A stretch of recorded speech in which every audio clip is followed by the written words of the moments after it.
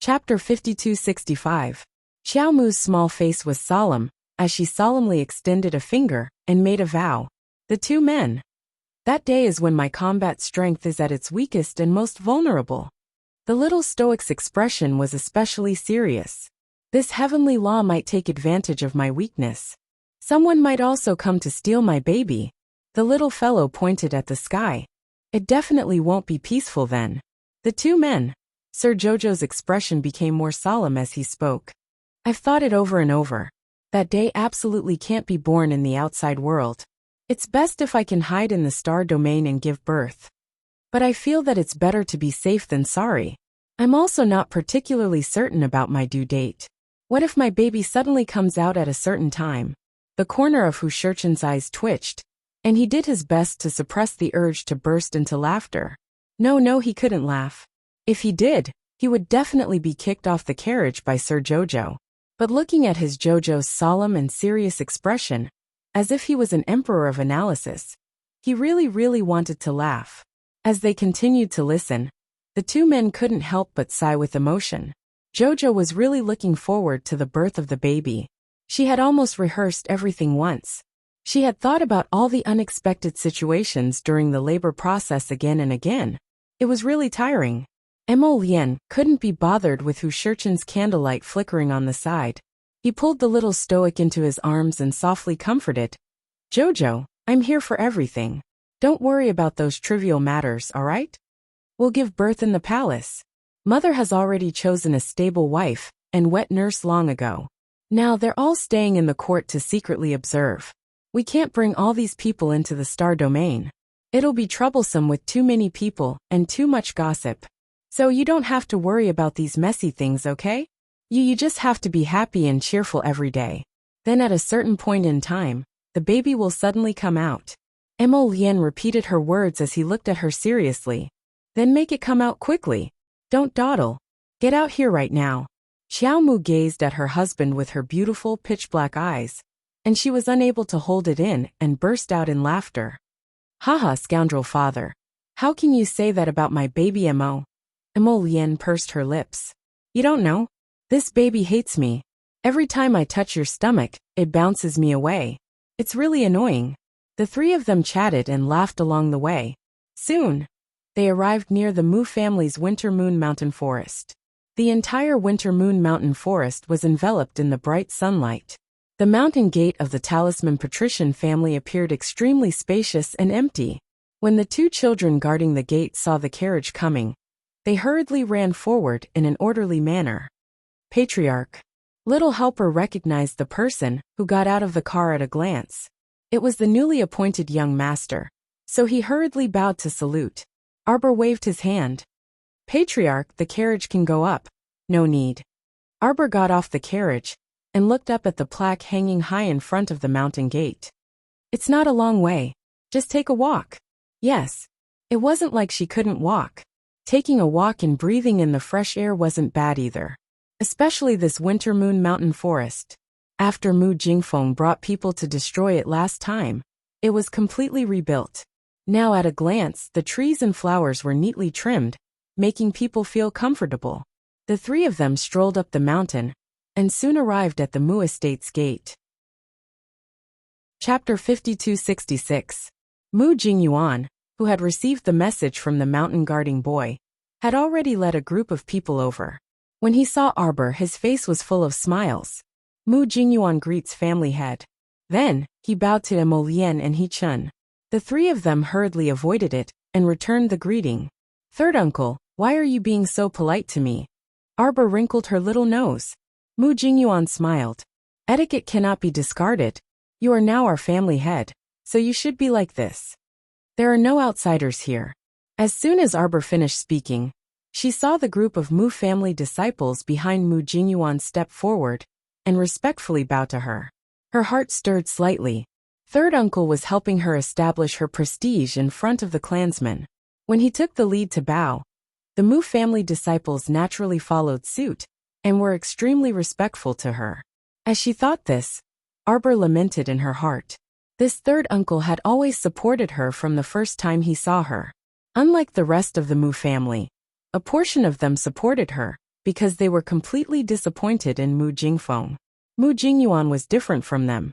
Arbor could feel that third uncle had been good to her from the beginning. That person is being held in the dungeon. Should we go take a look now? Or the little crown princess nodded. Let's go now. Okay. Mu Jingyuan nodded and turned to lead the way. Jojo, this Mu Jingfeng situation, I'm afraid it's not very good. Mu Jingyuan was silent for a few seconds before speaking in a deep voice. When he was kicked out by Mu Jinghong to block that move, it was basically a direct hit to the heart. It could be seen that the furious Lian was wholeheartedly trying to kill Mu Xiaoxue at that time, and did not give her any chance to live. You probably don't understand what I mean. Mu Jingyuan was silent for a while before saying, You'll understand when you go take a look. Arbor raised her brows slightly. She really did not understand what Mu Jingyuan meant. They arrived at the entrance of the dungeon, and walked down the dark stairs. Finally, they saw the dying Mu Jingfeng in a dark iron cage. At this time, Mu Jingfeng's body had swelled up like a ball. It looked like it was about to self-destruct. But what was strange was that there were no signs of self-destruction. This should be the drug that Tian Yun gave him. It's a different kind of drug reaction, Mu Jingyuan said. Arbor looked inside. Mu Jingfeng's arms and legs, as well as his neck, were each tied to a thick iron chain. He was unable to move at all. Furthermore, he seemed to have lost all consciousness, and was constantly letting out low growls. I remember that when Mu Jinghong kicked him to block the attack, his body began to swell. At that time, he also mistakenly thought that he might explode, but in the end, even until now, he still looked like a weirdo. Arbor took a closer look at Mu Jingfeng, and saw that the latter's body had expanded to an exaggerated degree. His head had shrunk into his neck, and was almost invisible. Such a person, where was the elegant and graceful Mu family head of the past? He probably didn't understand how he ended up like this, after taking Tian Yun's medicine. Arbor took a deep breath, and took 2 steps forward. Mo Lian also took a few steps with him. She pulled the little stoic to her side vigilantly, and sized up Mu Jingfeng. Something's not right. Logically speaking, this person's heart and lungs were attacked by the black fire, and dragged on for an entire night. He should be about to die by now. Chapter 5267. However, although he looked like he was about to die, he seemed to be hanging on by half a breath, and didn't look like he was about to die. This was abnormal, unless there was a mutation in his body. Jichen nodded. Be careful. This person doesn't seem to be in a good state. Is there a problem? Mu Jingyuan asked with a frown. Third uncle, has he been in this state ever since you detained him here? Mu Jingyuan nodded. He's been in this half-dead state with his head hanging down. His body has swelled a little strangely, and the disciples don't dare to approach him for fear that he'll self-destruct. This underground prison has been reinforced with several layers of defense. Even if he self-destructs, it won't affect us on the surface. It's just that his current state is a little strange. From last night until now he's swollen like a ball, but he hasn't exploded. Jojo, look. He pointed at the 4 elderly men sitting beside the iron cage. These are our Mu family's 4 elders. Because we're worried that this person will suddenly self-destruct and cause a commotion, Father specially arranged for the 4 elders to keep watch here. When Arbor came in, he already saw the 4 elders sitting with their eyes closed. They looked like they were completely immersed in their own cultivation world, so they didn't go up to disturb them. Arbor nodded. This situation is indeed a little strange. If this person was in this half-dead state, it would be quite troublesome. Then do you plan to continue detaining him now? Seeing Mu Jingfeng's delirious state, he reckoned that he wouldn't be able to get anything out of him. Even if he was locked up in the Mu family's underground prison, it wouldn't be of any help. Mu Jingyuan sighed. Father means to leave it like this for the time being. Arbor nodded slightly. He understood the old man's meaning. No matter what, he was still his biological son. He probably couldn't bring himself to kill him. Before Qin Grass escaped, he said that he was the radiant saint. Arbor silently glanced at Mu Jingfeng through the iron cage. However, looking at Mu Jingfeng's current state, he definitely wouldn't tell him the whereabouts of the sapling's fragments. And even if he was awake right now, Arbor couldn't be sure that he would tell him the truth. Forget it, we'd better. The little stoic's small face was cold. She was about to say that they should have Jojo's Lotus send people to investigate that rundown temple again. Suddenly, an angry roar that sounded like a human came out of the iron cage. Everyone was shocked and turned to look at Mu Jingfeng in the cage. At the same time, the four Mu family members who were originally sitting quietly in the four corners of the cage also opened their eyes at the same time. Their movements were extremely fast. They pushed out their hands at the same time and shot out several defensive talismans. After several streaks of light flashed past, runes spread out in the air, forming a crisscrossing rune net that surrounded the struggling Mu Jingfeng from all directions. At this moment, Mu Jingfeng raised his head and roared. The 5 iron chains shook back and forth on his body. Arbor frowned as he looked at the person before him. With a tap of his finger, he drew a suppression talisman in the air and stuck it on Mu Jingfeng's head. The talisman, flickering with purple light, rapidly imprinted itself on Mu Jingfeng's skull.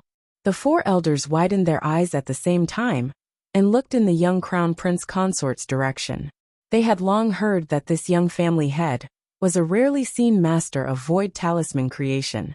Truly, seeing once was better than hearing 100 times. Chapter 5268. What they saw today was truly an eye-opener for the 4 elders. Not only was their young patriarch's talisman crafting speed superb, but if their eyes weren't playing tricks on them, the talismans he released just now seemed to be top-grade purple talismans. The young patriarch was truly unimaginable. In the blink of an eye, several top-grade purple talismans were simultaneously pressed against the irritable Mu Jingfeng's forehead. Several formless binding forces pressed Mu Jingfeng tightly against the iron cage's pillar, causing him to howl in pain. Mu Jingfeng was currently in a state where he couldn't recognize anyone. He screamed and yelled with all his might as he continuously struggled against the iron chains binding his limbs. However, his neck was also bound by the iron chain, and his body was now suppressed by several suppression talismans, so he couldn't move for the time being. "Get into formation," one of the 4 elders hurriedly shouted in a low voice.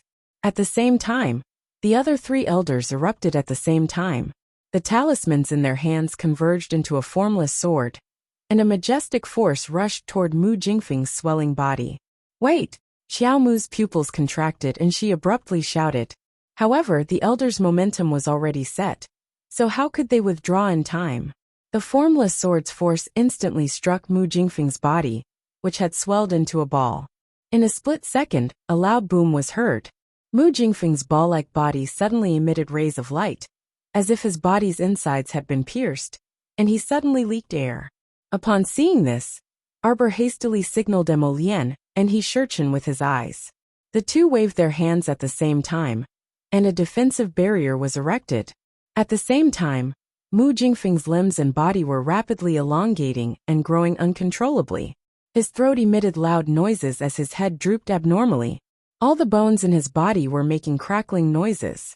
The 4 Mu family elders quickly retreated to Arbor's side, their eyes shining. Is this a mutation? However, Mu Jingfeng's mutation was a bit too ugly. Not only was his entire body constantly growing, but his limbs were also withering like grass. The flesh on his body was doing its best to shrink, and his body was becoming increasingly withered and dark. His skin was practically black. "What's going on?"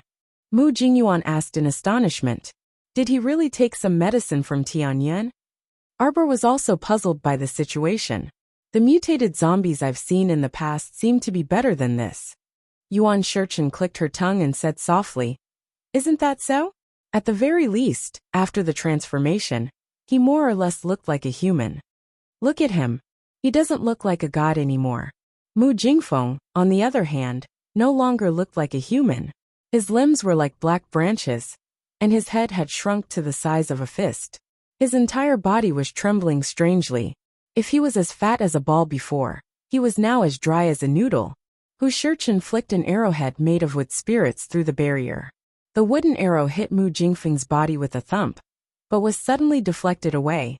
The wood's spiritual energy was unable to harm Mu Jingfeng in the slightest, only leaving a scratch on his shriveled black body. As a result, Even Emolian couldn't help but be shocked. After all, that was the power of someone who had just entered the godly venerable realm. Although Rotten Peach Blossom had only used a negligible 20% of her power, Mu Jingfeng's body was still very sturdy. However, Mu Jingfeng's hard skin was a little out of her expectations. Was his entire body covered in a layer of armor? Xiao Mu's eyes shifted, and she pointed out with her finger. Countless ice needles flew towards Mu Jingfeng with a whoosh. Chapter 5269. At this time, Mu Jingfeng was already unconscious. As he slapped with his black palms, he occasionally let out unpleasant roars. Arbor's ice needles shattered one by one in his withered black palms, turning into transparent water traces that disappeared into Mu Jingfeng's skin. The little stoic calmly pursed her lips, and suddenly released a blue spiritual fire with a wave of her hand. Mu Jingfeng forcefully swatted away the blue flames with a bang. However, at the same time, that cluster of flames strangely rose with a resplendent blue radiance in his palm. Mu Jingfeng's body shook wildly as he slapped the walls everywhere while howling. Fortunately, this dungeon had been reinforced countless times, so it didn't budge even when he randomly crashed around like this. Arbor's eyes flashed, and he pointed at Mu Jingfeng. Burn it. The four elders moved their lips and looked at Arbor hesitantly. However, Arbor simply didn't look at their expressions. On the other hand, Mu Jingyuan, who was standing on the side, said indifferently, "He's no longer our previous family head Mu Jingfeng. He's already been transformed into a powerful monster by heavenly fortune. He only has himself to blame for being treated like this by family head." The elders couldn't help but sigh softly. As if they had thought of something, they remained silent and didn't speak. While they were conversing, Ma Shurchen flung out several dozen wood spirits, which instantly formed a net and enveloped Mu Jingfeng from head to toe. Emolian flicked out 7 to 8 clusters of black flames, which landed on Mu Jingfeng's pitch-black body. Everyone immediately heard him let out inhuman howls. Arbor's small stoic face was calm as he expressionlessly looked at the monster enveloped in black flames. Not the slightest ripple could be seen in his heart. It was as if what was being burned right now was nothing more than a piece of charred charcoal. He couldn't blame anyone for reaching this stage today. If he wanted to blame someone, then he could only blame himself. Why did he believe in heavenly fortune so easily? Why did he join heavenly fortune? Why did he take heavenly fortune's so-called medicine that could mutate his body? This kind of mutated pill might allow him to reach the heavens in a single bound, but it was more likely that he would sink into a sea of bitterness and be consigned to eternal damnation. There are so many people in the world, so why did you have to try this kind of abnormal pill? He had to be responsible for the path he had chosen. He had to bear the consequences and responsibility for all his actions. This was the path Mu Jingfeng had chosen. Arbor looked at Mu Jingfeng, who was burning within the black flames. He withdrew his indifferent gaze and exchanged glances with Emolian. I don't know if he'll be able to regain some of his consciousness in the end, but I'm afraid it will be quite difficult. Arbor couldn't help but laugh out loud. So what if he regains his sanity? This kind of person won't change even if he dies. So be it. Let the black flames burn all the filthy and withered things under the heavens, including Mu Jingfeng's heart, that had long since deteriorated and moldy. Jojo. Emolian knew that she was in a bad mood, so she raised her hand and patted her head. There are many things that we cannot change. We can only let nature take its course. Yes, I know. Arbor nodded. Take her father-daughter relationship with Mu Jingfeng as an example. Let nature take its course and gradually deteriorate. Let nature take its course and make it difficult to recover. Then, let nature take its course as she watched the person in front of her wither away piece by piece. This was all fated. No one could change it. Arbor sighed softly and muttered to himself, "It's fated." The four elders frowned slightly and wanted to say a few words of advice. Chapter 5270. However, she also felt that she didn't seem to have any standpoint. After all, Mu Jingfeng had been targeting this current young family head from the start, and had never treated her as a daughter. Hence, there was no father-daughter relationship to speak of right now. Did Mu Jingfeng's mutation fail? Yuan Shurchen couldn't help but ask. Emolian nodded hesitantly. If the mutation succeeds, it should be like the zither-playing corpse puppet? I'm afraid that Tianyun's medicine depends on fate. If the mutation succeeds, perhaps you will obtain one, or even many special abilities. Perhaps no one could match Qiao Mu's understanding of the heavenly fate. I think Jojo's words make sense. Yuan Shurchen pondered and said, Tianyun isn't stupid, right? He definitely hopes that more people in the organization can become stronger, and Mu Jingfeng's situation, it should be developing in the opposite direction. However, as Lian said, Mu Jingfeng's corpse puppet isn't even comparable to the zither-playing corpse puppet we encountered before, which has its own thoughts and special abilities. Everything depends on talent. Yuan Shurchen was somewhat gloating. It's also fate. This shows that his talent might really be mediocre. If Tianyun finds out, he'll definitely scold him for wasting a precious pill. The Qin family has a good plan, Arbor said indifferently.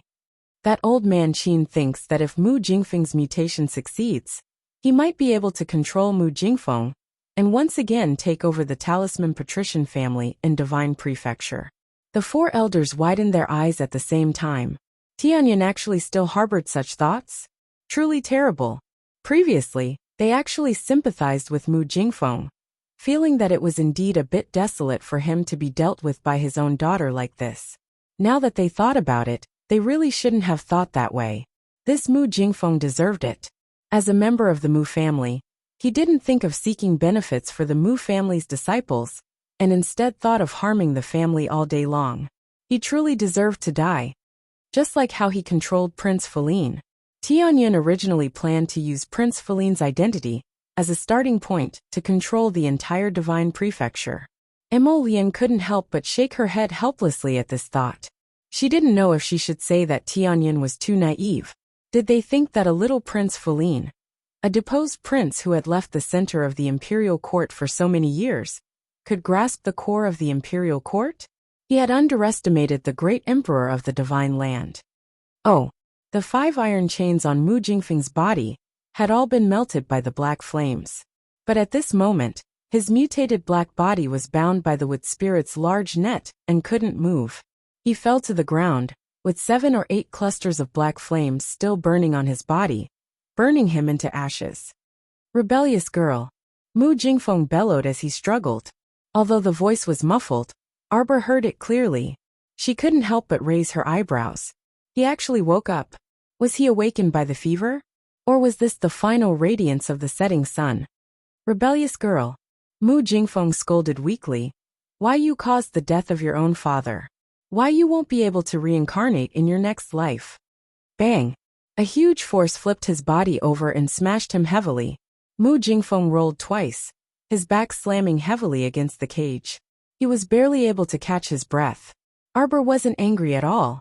She held on to the enraged Emolian and said with a smile, reincarnation or not, it's not up to you to decide. Big brother. Mu Jingyuan took a deep breath and said indifferently, a person's death is like an extinguished lamp. You can go in peace. Chapter 5271. However, Mu Jingfeng suddenly started crying.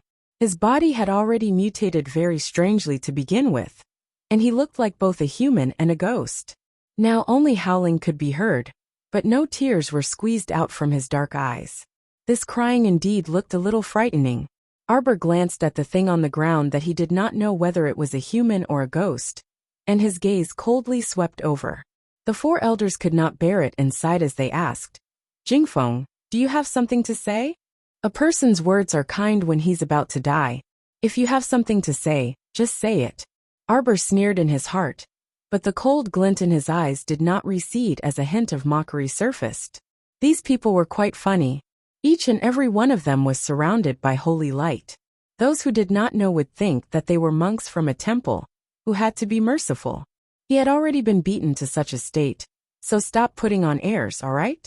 They were originally life and death enemies, and there was an unresolvable enmity between them.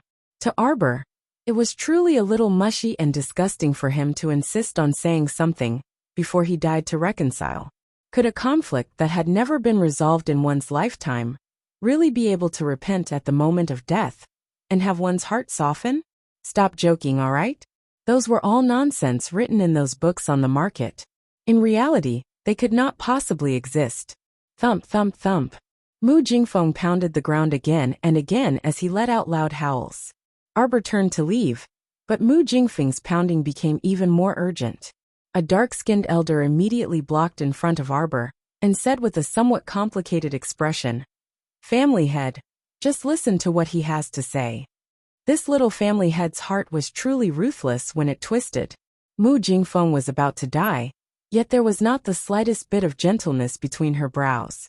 On second thought, Mu Jingfeng indeed did not have the slightest bit of father-daughter feelings for her, so it was no wonder the elder sighed and earnestly advised, "Jingfeng is about to die. It's fine for family head to listen to what he has to say." "It's all nonsense. What's there to listen to?" Arbor said coldly and glanced at the elder. "Put away your thoughts of holy light. Don't put on a show of father-daughter love on the verge of death.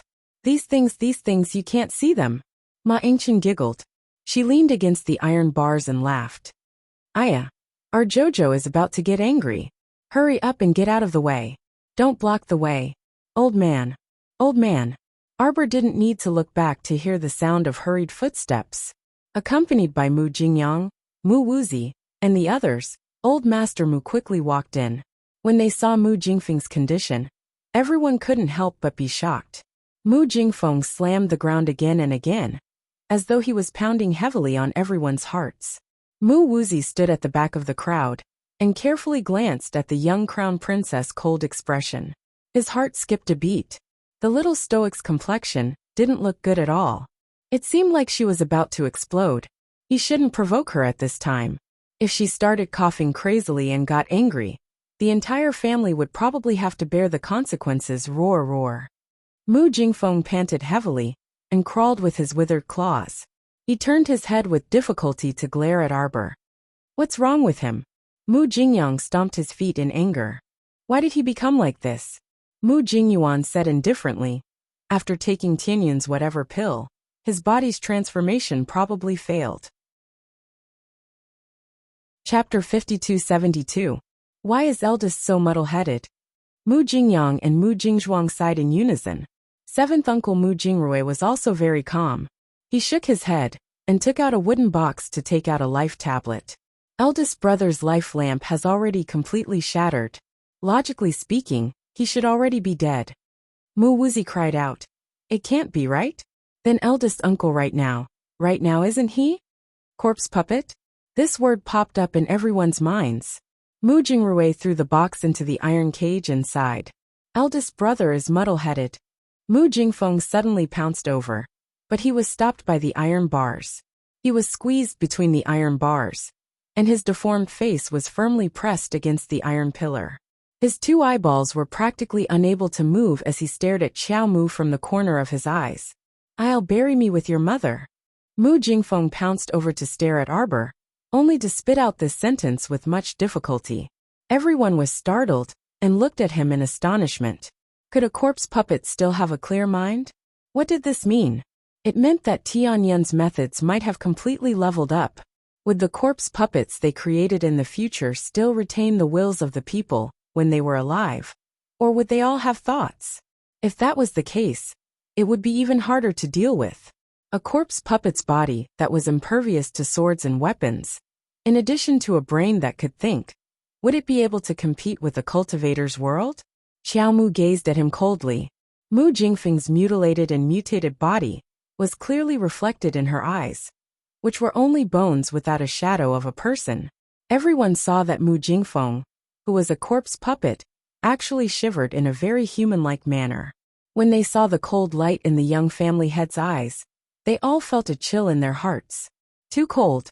The young family head's eyes were so heartless that it was simply frightening. You're not worthy. She coldly spat out these 3 words, but each word was like a heavy hammer that ruthlessly struck everyone's hearts. That pitiful Mu Jingfeng already had no eyelids. Otherwise, his eyelids would probably tremble a bit. At that moment, even his bean-like eyes didn't move. They just stared sluggishly at Arbor.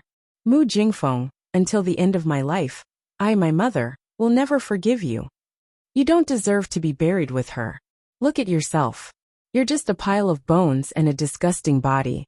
Do you have the nerve to sully her eyes? Don't be so pretentious before you die. You don't trust her at all, and you don't love her either. You don't deserve her from head to toe, even your hair. In this lifetime, I won't have the chance to see her one last time. The little stoic's abnormally malicious words simply shattered everyone's hearts and souls. The elders looked at her in shock. Old Patriarch Mutsong's hand, that was holding onto his cane, was trembling slightly. They didn't know what words to use to describe the shock in their hearts at this moment. The little stoic's decisiveness, viciousness, straightforwardness, and sternness practically suffocated everyone. When the elderly patriarch looked back again, he saw that Mu Jingfeng had already stopped trembling and was silently hanging on that metal pillar. His pitch-black eyes were staring fixedly in the direction that the little stoic turned to leave. Jingfeng. The elderly patriarch gripped his cane as tears streamed down his aged face. This was his biological son. He had raised him by his side and nurtured him since he was young. Now that he had to send off his own son, it was always sad. Chapter 5273. Arbor ran all the way out of the dungeon with a long water spirit whip in his hand. With two whooshes, he flattened the two stone statues in front of him.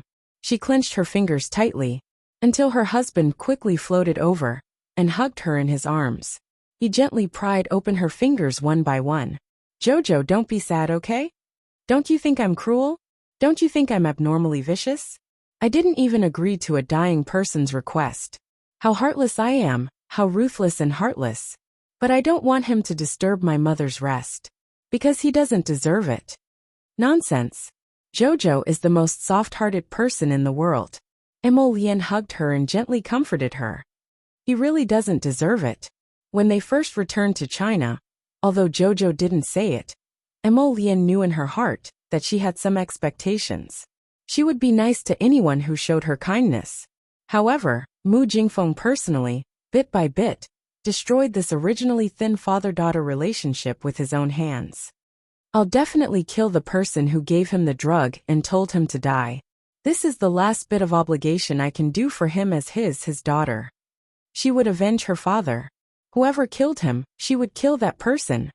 He should be fond of your mother. Emolien was silent for a while before finally saying. Arbor sneered. I don't want that kind of impure feeling. Perhaps, Mu Jingfeng always thought that the person he liked was his childhood sweetheart, Mu Qingya. He was unhappy that his family had married his mother. Or perhaps, after his mother left, he suddenly realized his own feelings and began to look for substitutes all day long, hoping to find some of his mother's shadow from them.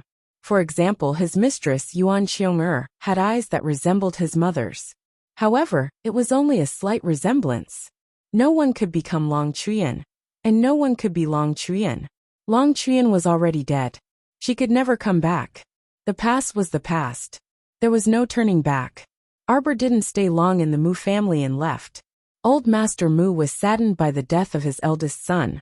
Since it was an undignified death, he ordered his men to burn the body at the back of the mountain.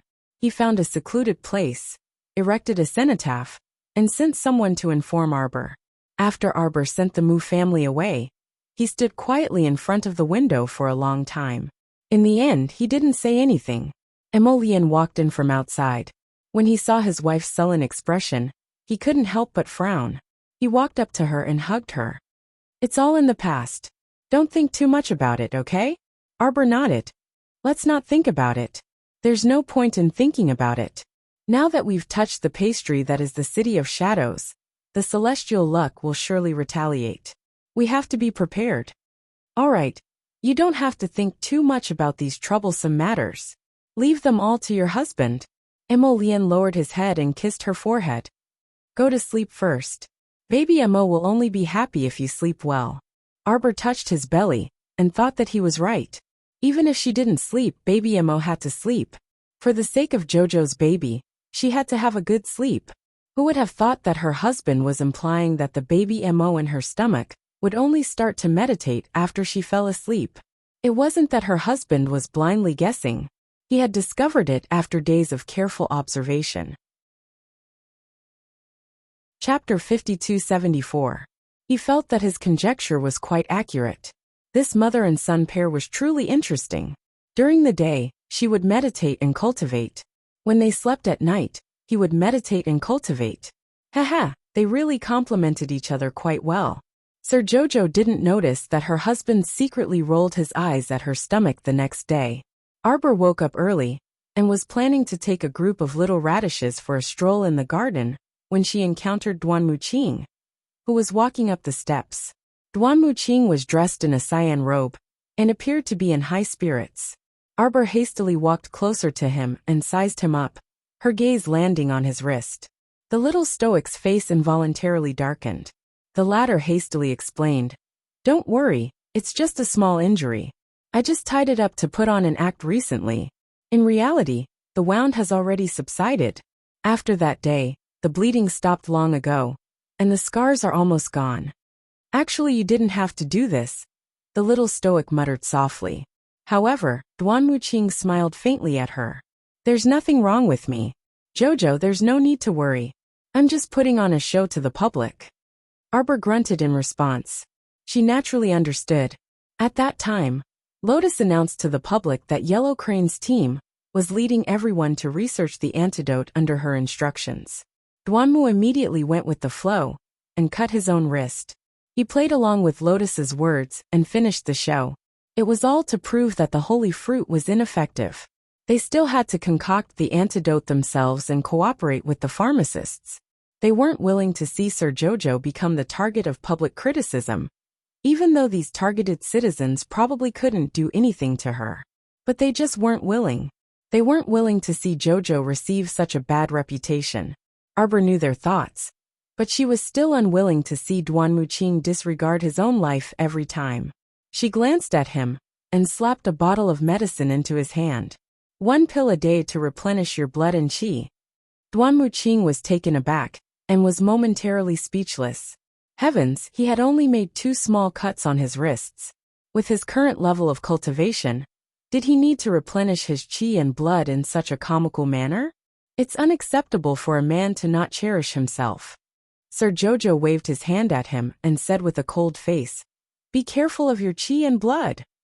Duanmu Qing had a dazed expression on his face as he watched Sir Jojo stomp down the stairs.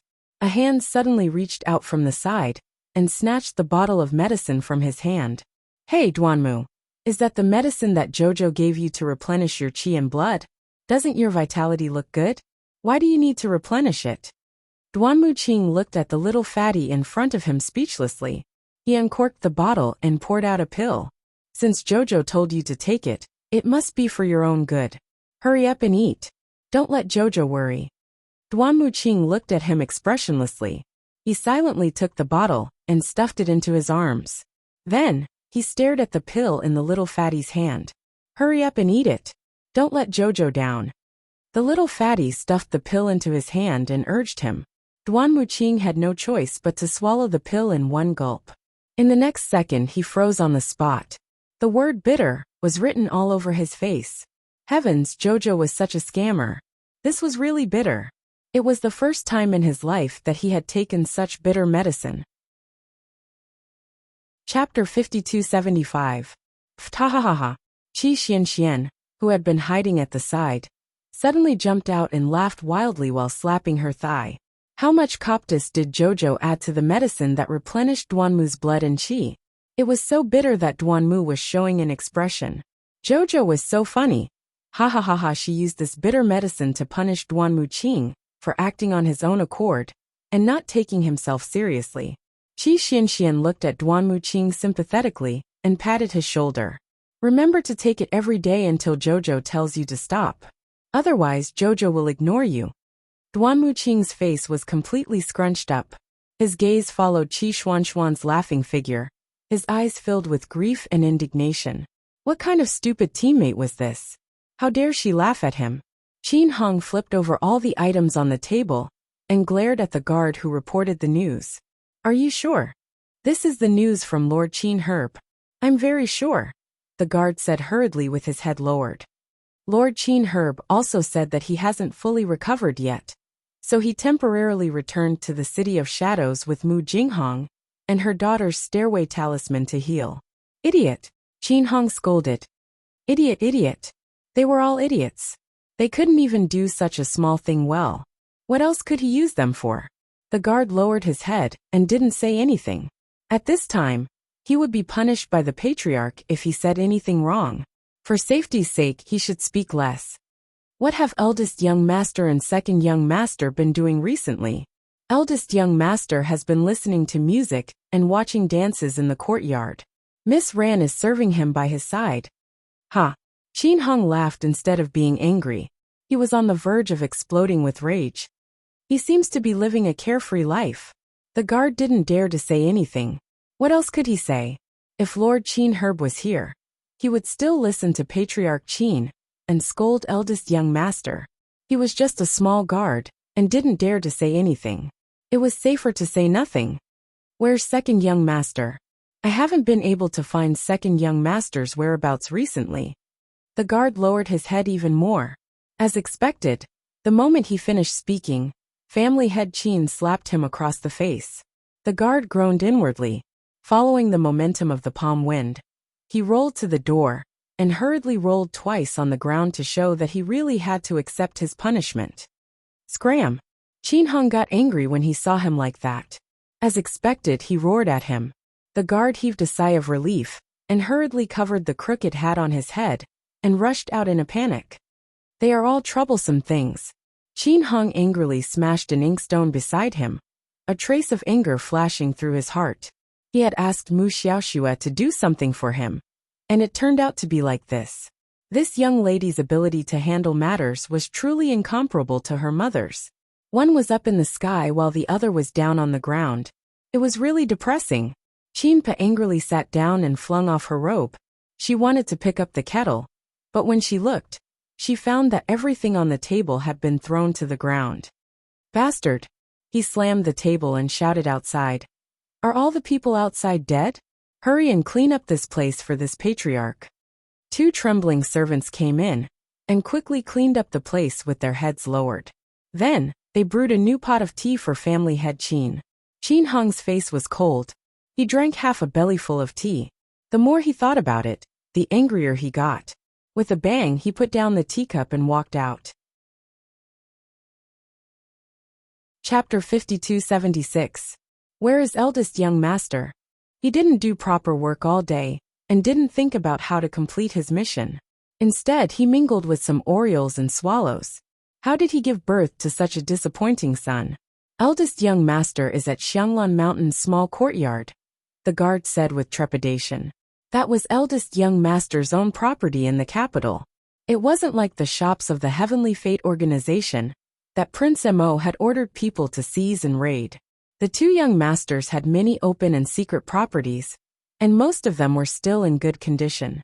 These 2 were shrewd people. They basically entrusted all kinds of shops to various shopkeepers, so they hid it well. Qin Hong's face was filled with anger. Go. If anyone dares to blabber, inform him and I'll kill you. He wanted to see how carefree this eldest son of his was. When everyone saw that family head Qin was angry, they hastily followed him with fear and trepidation. In the capital, one naturally couldn't wantonly ride spirit beasts on the streets, much less ride flying beasts. Not everyone had the same privilege as the young crown prince consort. If an ordinary person dared to use a flying spirit beast to approach the capital, they would probably be mistaken for invaders. Family head Qin obediently had someone prepare a carriage, and he angrily headed for Xianglan Mountain. Xianglan Mountain was located in the eastern district near the city gate. It was neighboring to the Qin estate's original residence, but because it was separated by Xiangxin Lake, it was still quite a distance to go around. Ever since the Qin estate's Heavenly Fate identity was exposed, Prince Mo, that shameless person, directly led people to seize the Qin estate. The land within 100 kilometers of Xiangxin Lake, including all of the Qin estate's medicine gardens, incense gardens, and so on, were all included in the imperial court's assets. This stinking, shameless crown prince moved so quickly that it made one's hair stand on end. Ever since the crown prince returned from the River of Forgetfulness and entered the capital, he had already made such a big move. He swiftly seized the Qin estate, confiscated all of the Qin family's properties in the capital, and dispatched troops to guard Xiangxin Lake. Was he shameless? He was extremely shameless. He and that stoic-faced crown princess were simply a perfect match. They were a pair of black-hearted and shameless good spa. Family head Qin spat at His Highness the Crown Prince the entire way. He circled around Xiangxin Lake's encampment and angrily rushed to Fragrant Orchid Mountain's small resort. Fragrant Orchid Mountain was not large, but because of the beautiful environment, many wealthy families had bought land and houses nearby and built their own gardens. There were also many farmsteads at the foot of Xianglan Mountain. When the tenant farmers saw the carriage coming, they only glanced at it and didn't do much. Family head Qin had the carriage follow the spiraling mountain path and arrive at the entrance of his eldest son's manor, halfway up the mountain. There was a plaque hanging at the entrance of the villa with the words, "Heavenly Wind," written on it. There were also 2 bronze lions placed at the entrance, which was quite awe-inspiring. When family head Qin got out of the carriage, he was so angry that he laughed. Look at this son of his, planting willows at the front door and planting flowers at the back door. He really lived a very carefree life. Every day, he had to deal with the organization's matters. He couldn't sleep well night after night, but this guy was still here leisurely. Bang! Family head Qin got angry and kicked the door. The door was tightly shut and didn't move at all. It seemed like this stinky brat had set up a restriction. Where did he put his crooked thoughts? Why didn't he put this attentiveness and patience into the organization's business? That was a long-term foundation that the ancestor had laid down step by step. Unfilial son. Bang bang. Family head Qin stepped forward and kicked the door a couple more times. Chapter 5277. Seeing that he couldn't kick the door open, he said exasperatedly, "Are you all dead? Come over here and take down this door." Patriarch, there are many villas in Xianglan Mountain, and there are also many rich people. Everyone knows who you are. What if someone sees you? Patriarch Qin was furious. What? Is this patriarch unpresentable? Fuck, it's not that patriarch is unpresentable, but the current situation doesn't allow you to see anyone. Once you show your arrogance, the imperial court might immediately get wind that this is the Qin estate's property. It will be seized and returned to the national treasury at any time. Creak. As he spoke, the door opened from the inside, revealing a small gap. A red-clothed young man who was wearing revealing clothes and showing off his beautiful legs hurriedly ushered family head Qin in like a thief. He lowered his voice and said, "Family head, lower your voice. Don't alarm the neighbors and attract people here.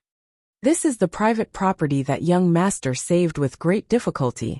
If it's gone, young master won't know where to live." The guards behind Patriarch Qin twitched their mouths at the same time. They could clearly see that the vein on Patriarch Qin's forehead was throbbing several times. He was probably so angry that his brain was congested he came to visit his son, and his son greeted him like a thief. Where was his dignity as the patriarch of the family? He would be a joke if word got out. "Where's boss? Where is he? Get him to come out and see me immediately."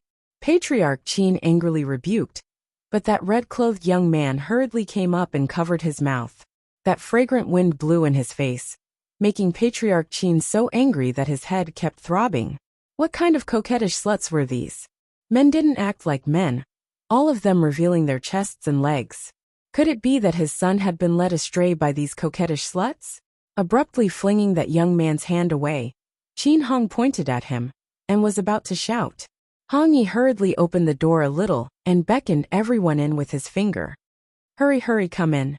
Let's talk inside." The guards' mouths twitched fiercely. They lowered their heads and hurriedly followed their master into the room. Reddy slammed the door shut, patted her chest, and winked at the crowd. "Aya, you scared me to death. This is one of young master's few private properties. If it's seized, then our family can only sleep on the streets." Qin Hong pointed at Hong Yi and roared, "Scram!" Hong Yi quickly turned around and ran away, disappearing in the blink of an eye. Everyone was speechless. Fuck, what kind of weirdos are those around eldest young master? Family head Qin was so angry that he was panting. Then he saw a person slowly walking over from a small path. Although he seemed to be walking slowly, he actually covered several miles with each step. In an instant he was right in front of them. "Greetings, family head." The handsome man bowed to family head Qin. Family head Qin had a belly full of anger. "Where's Xianer? Tell him to come see me." This subordinate has already informed the young master. "Patriarch, please take a seat here for a moment." Family head Qin angrily followed Fan Meng through the corridors and aisles. They entered the side door of the garden and arrived at a tea pavilion. Then they heard a lazy voice laughing. "Father, I heard that you made a scene at the front door. What are you doing? This son doesn't have many private properties in the capital. If you make a scene and everyone knows about it, it will definitely attract that brat surnamed Mo, who will seize my property as well." The elderly patriarch turned around to take a look. He was so angry that his nose twitched. Chapter 5278. His eldest son is sitting next to the swing, with a table in front of him. He's tasting good wine and good food. Beside him are two graceful beauties who are covering their mouths and chuckling. There's a lead dancer on the lawn in front, followed by a string of women. Compared to others, it's really infuriating. While he was painstakingly planning for the organization day and night, making plans for the organization until he was bald. His eldest son is here singing and dancing, feasting day and night. There's no trace of his second son. Not even a ghost shadow can be seen. These are his two most outstanding sons. It's all because of that little slut. So he wants to kill that little slut and fish up his two outstanding sons from the abyss. Achoo achoo. Arbor sneezes a few times, looking around with a puzzled face. Is someone secretly cursing Jojo? Why do I feel like something's wrong with my whole body when I come out today? Don't tell me I've been cursed by someone. The two little radish heads who are playing in front of her jump and run to her side. They shake her sleeve and say, "Nyangqin, benefactress." Arbor expressionlessly looks at Guangguang Darren. The little monk turns around with a startled face and also stares at Guangguang Darren. "I'm the one who called her benefactress." "Then you've already called her Nyangqin. Can't I call her benefactress? You should call her aunt." The little monk angrily corrects. "I'll call your sister aunt. I'm a condensing mirror who has lived for 10,000 years. You want me to call ouch?" Guangguang Darren's head gets hit by Arbor. "Then you should also call her Nyangqin, lest you get it wrong." The little monk pinches his bald head. Such a small child, calling himself a senior all the time. It's simply comical. "What?" Guangguang Darren stares at the little monk with a stupefied face. I can he, a condensing mirror who has lived for 10,000 years, put down his old face? Impossible. Arbor couldn't be bothered to talk nonsense with him. He directly picked him up and pulled the little monk with one hand. "You two aren't young anymore. From tomorrow onwards, after you finish your morning classes, go to the kindergarten. Otherwise, these two little rascals would spend all day fighting chickens and walking dogs, playing crazily day and night without proper manners." A bolt from the blue. Guangguang and Guangguang looked at each other. Both of them could see the word suffering written on each other's faces. "Mother." The little monk raised his head in protest. "Why? Learning culture is the only way out in the future. Otherwise, do you want to be an illiterate little monk?" The little stoic said expressionlessly, "Mother, I also learned along the way back then. But Principal Yun said that you haven't graduated from the royal school. You're listening to his nonsense." The little stoic ground her teeth. She didn't beat her nephew Yun Yunji enough back then. "But I've even read the Buddhist scriptures many times." "That won't do. It's not like you'll be a monk your whole life," the little stoic muttered. "Mother, what are you muttering about?" "I'm not muttering anything." The little stoic pinched his meaty little hand. "Don't be scared. Little monkey will accompany you to study. You too have a companion, and Guangguang will accompany you, so you don't need to be scared." Guangguang Darren was stupefied and baffled. What was going on? A condensing mirror still had to go to school? You're freaking kidding me, right? Arbor took out 3 porcelain bottles that looked like jelly beans on the outside, but were actually pills. "Are you going?" "Yes." Little monkey pounced over from behind and kept nodding his head while hanging from her leg. Chapter 5279. The little monk also nodded and raised his small hand to pick up the medicine. This move was quite useful against foodies. Arbor nodded in satisfaction and glanced at Guang Guang, who had a conflicted expression. Are you going or not? Guang Guang snatched the porcelain bottle from her hand and muttered. I'm not going for the sake of the pills. I'm going to protect them. Humph. If it weren't for Sir Guang Guang's protection, who knew if these two weaklings could survive past 3 days? Arbor's lips curled into a faint smile. You're the best. Then it's settled. I'll send someone to escort you there tomorrow. You have to work hard, understand? Mother will test you on what you've learned when we get back. Sir Condensing Mirror, whose actual age was over 10,000 years old, but who only appeared to be around 3 years old, nodded very solemnly. The little monkey, whose actual age was over 300 years old, but who appeared to be 5 years old, also nodded very solemnly. We will study well. After the new year, the little monk Kong Kong, who was 6 years old and half a head taller than these two old monsters, nodded reluctantly with a bitter expression. All right then. After reaching a consensus with the 3 children, Arbor was also quite happy on the inside. With one in her arms, one hanging from her leg, and one holding her hand, Prince Emo saw his wifey dragging 3 children in her direction from afar. He immediately dashed forward and took the condensing mirror from her arms. Jojo, where are you going? We're going for a walk in the garden. Arbor held the little monk's hand and looked up at Emolien. I'll go with you. Emolien immediately pulled over the little monkey, hanging from Jojo's leg, to lighten the burden on his wifey's leg. Qiuqiu said that Shen Tijing, who was previously imprisoned in the Tower of Punishment, might be about to die. I'll go in and take a look later. Xiao Mu and Emolien led the little radish heads to the garden. After walking around a few times, they let the 3 of them go off to have fun. The little stoic yawned. I'm going to sleep in the star domain later. Recently, I feel that baby Emo especially likes to stay in the star domain. When I come out for a long time, he will remind me to go in. That's because this fellow cultivates at night and likes to stay in a place filled with divine energy. Emolien muttered softly. Arbor turned to look at him. Husband, what are you muttering about? Emolien reached out and grabbed her. Nothing much. Wifey, why don't you sleep in the star domain tonight? Arbor thought about it and nodded. I don't have much to do recently, so I'll go to the star field and stay there for a while. Then, a bitter expression appeared on her face. She looked at her husband and said, After I got pregnant, I actually didn't like to stay in the star field. Do you know why? Emolien held back her laughter and nodded. Because you stayed in the star field for a long time. When you came out, you realized that only 3 to 5 days had passed.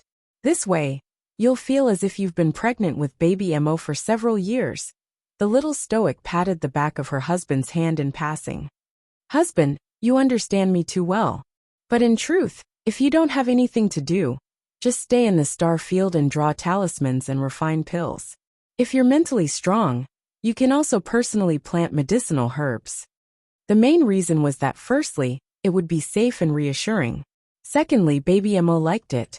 If this fellow cultivated, perhaps it would be twice the result with half the effort. The little stoic nodded reluctantly. All right then, I'll go visit Shen Tijing later, and won't come out if there's nothing. Chapter 5280. Then the 3 little ones. Tomorrow, I'll arrange for them to go to the preschool to study and train. I'll leave you for a while. These 3 little rascals were truly troublesome. His wife was not in good spirits recently, so it was best to let her rest and recuperate. Xiao Mu yawned again and said with a nod, Then keep a good eye on them. Recently, Emo, I don't know what she's up to. I saw her meditating for a long time. Forget it, just let her be. You worry too much. Everyone is doing quite well. You, on the other hand, must be well nourished and be happy for me every day. Emolien cupped her small face and planted a kiss on her cheek. You're not allowed to make me worry. What do I have to worry about? Arbor looked into the distance. Looking at the 3 little radishes playing together, he curled his lips in amusement. A 10,000-year-old bachelor actually gets along so well with 2 little kids. Emolien couldn't help but laugh. It's just that it sounds a little old. Actually, it's been suppressed in the abyss for so long, so it doesn't have any intelligence at all. Its intelligence is about the same as Kong Kong's. Then Kong Kong is much more mature than him. Arbor shook his head in amusement. It's pretty good to be a child. Arbor sighed softly. How could there be so many complicated things in a child's world? They could laugh and play, fight today and make up tomorrow. Emolian reached out to pinch her nose. Relax, you're not allowed to think too much. Sir Jojo turned and bit him, tilting his head mischievously. Got it. Emolian stroked his chin, unsure whether to laugh or cry. On the other side, family head Qin stared at a maidservant who bowed and retreated after serving tea. He was so angry that he almost smashed the teacup in his hand to the ground. Qin Xian. Family head Qin sternly called his son's full name. Eldest young Master Qin was leaning lazily against the swing.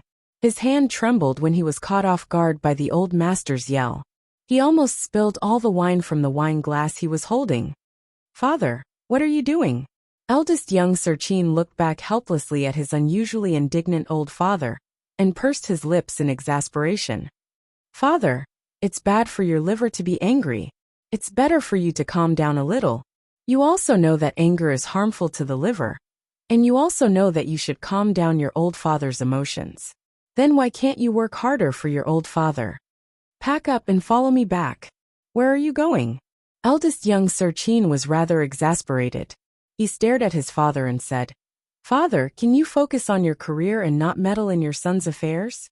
Qinpo was so angry that her teeth itched. What are you talking about? Don't tell me you want to betray the organization now that your wings have hardened? Qin Xian sighed. He put down the wine glass in his hand and stood up. Don't you take care of those matters in the organization? It won't collapse. Smoke rose from the top of Qin Hong's head as he roared angrily. After the failure of the kingdom of Daluo, you also have to think of countermeasures for the future. Don't forget, Forefather has high hopes for you two brothers. Qin Xian's eyes flashed. I understand, Father. Qin Hong was even angrier when he saw his son's poor attitude. The problem was, what was the use of just knowing? If he didn't take action, everything would be zero. Xianer, don't forget our mission. Qin Hong looked at him seriously and said, Don't be muddle-headed. Chapter 5281. You mustn't give up your bright future because of a woman. Father, what are you saying? Eldest young Sir Qin interrupted him with a grin. Don't you understand my temperament? He understood this son of his too well. He looked like he was indulging in debauchery.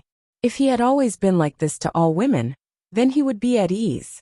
But now he felt that this punk treated that damn bitch differently. He could tell during the previous incident at the Red River Canyon. Back then, he sent so many people and used so many spirit stone cannons in order to annihilate the little Stoics group in one fell swoop. His primary target was actually that Stoic face.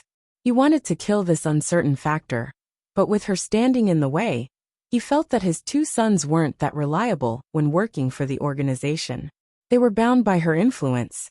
As long as she died, everything would be easy to handle in the future. Moreover, he indeed wanted to kill those elite disciples from the patrician families.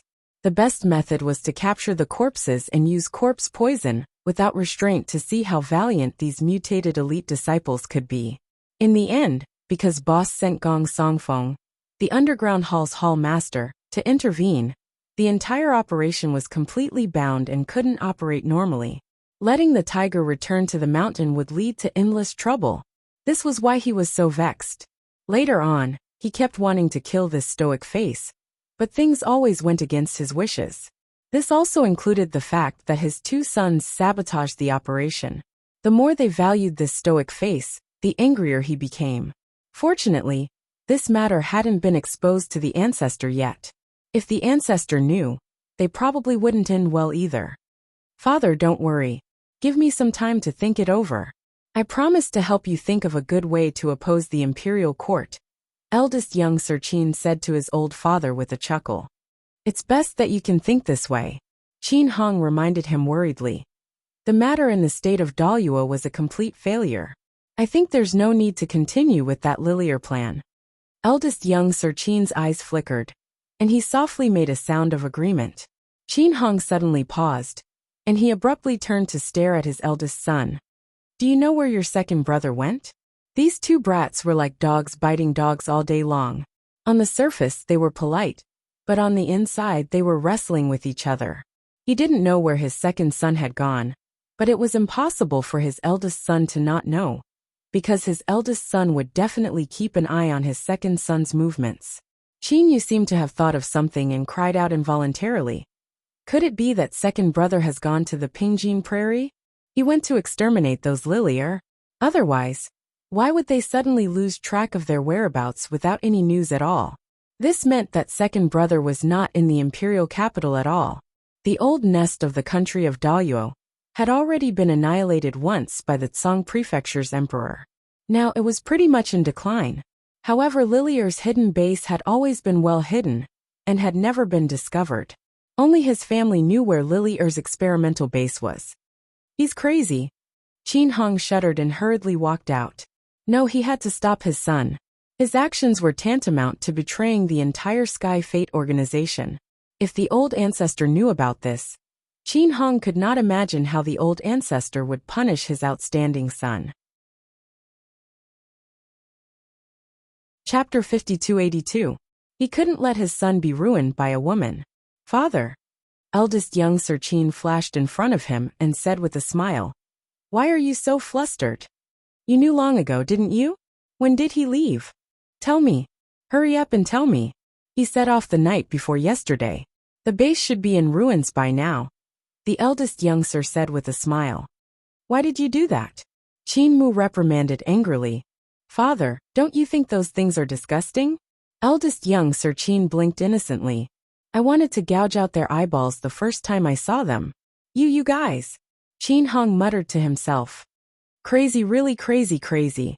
No matter how bad those things were, they were nurtured by Tianyin. They were also part of the organization. Even if they were to be destroyed, it shouldn't be his second son, who personally led people to destroy them. Only when the old ancestor gave the order that he didn't want these things could they be destroyed. But now he muttered to himself, what the hell was this? Your second uncle found out about this. Second uncle has always been serving the patriarch. If father doesn't say anything, I don't say anything. And we don't say anything, who will know? Your second uncle has been eyeing my position this whole time. Qin Mu reprimanded angrily. If he finds out, you should know what will happen to your second brother. Don't worry, father. He won't find out. Qin Mu shook his head fiercely, still muttering. Crazy, you guys are really crazy. What exactly is so good about that stoic face that you guys treat her like this? No matter how well you treat her, you are still enemies in that stoic face's eyes. Do you understand? Eldest young Sir Qin nodded obediently. MHM, I know. Father, don't worry too much. Go back. How about staying for dinner before leaving? Qin Hong forcefully flung his son's hand away and angrily turned to stride out. He said hatefully, You two brothers will be buried in this vicious woman's hands sooner or later. Eldest young Sir Qin watched his father leave aggrievedly. He turned to exchange a glance with Fan Meng, who was standing silently behind him. Why is father so impatient? Old clan head is also worried about young master. Fan Meng said slowly. Do you think the little stoic will kill me? He muttered softly, as if he was talking to himself, but also as if he was asking Fan Meng. After a long while, he still didn't hear Fan Meng reply. Qin Xian curiously turned around to look at him, only to see that he was lost in thought, and his thoughts were nowhere to be found. A cool breeze blew past. Zhao Qiran had already stopped dancing, and was currently gazing at the northern sky, lost in thought. Far away, in a secret place in the black gold swamp of the Pingjin Prairie, the flames that filled the sky dyed half of the sky red. Qin Xan led Duge Ling and the others to the entrance of the cave, looking coldly at the group of women who were crying in a mess. The entrance of the cave had been completely sealed off by iron pillars. At this moment, the women were all blocking the entrance of the cave. They were crying and wailing across the red-hot iron pillars. They didn't care that their hands were pressed against the pillars, and their skin and flesh were already burnt to a crisp. Their eyes were filled with terror as they cried and begged for mercy, howling loudly. The faces were all squeezed at the entrance of the cave, struggling to breathe in the fresh air.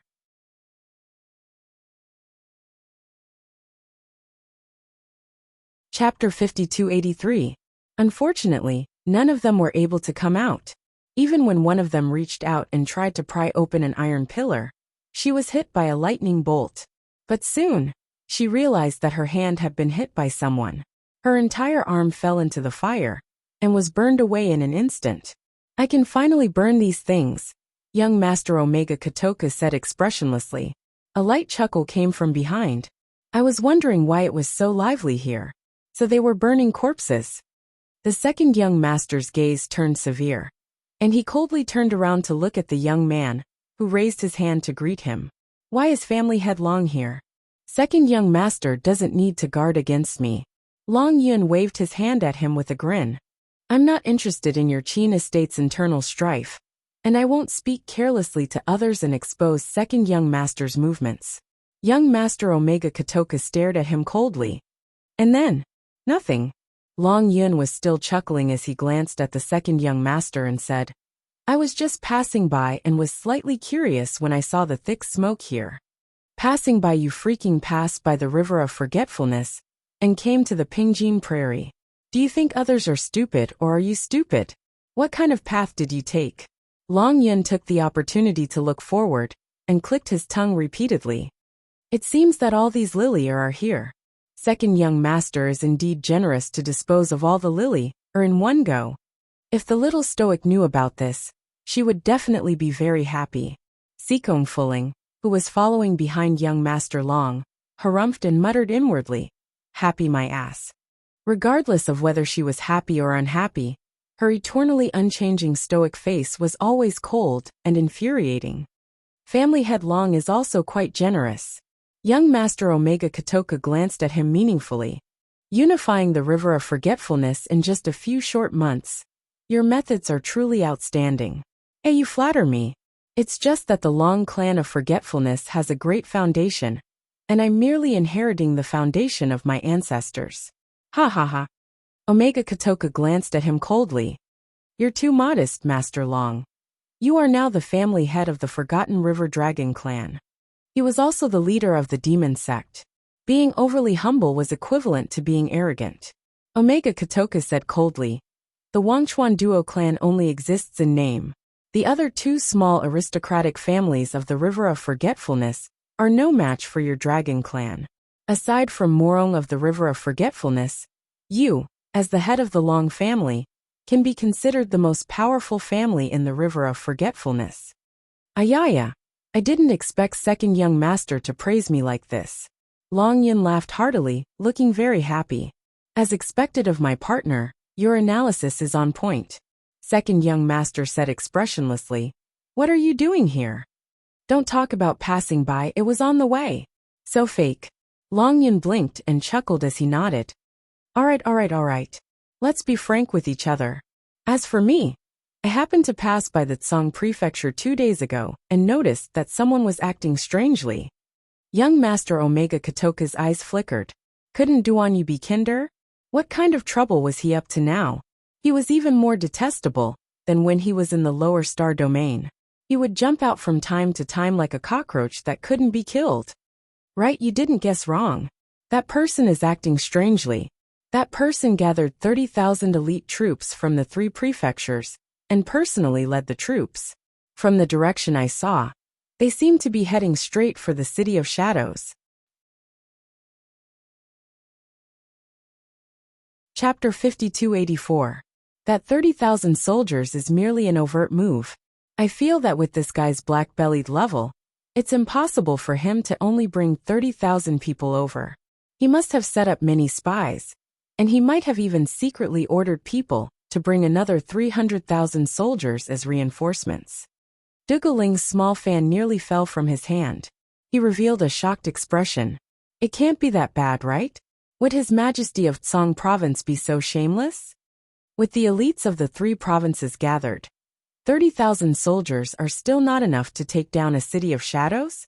He wants to secretly cause a commotion with 300,000 soldiers? No way. Did he have to be like this?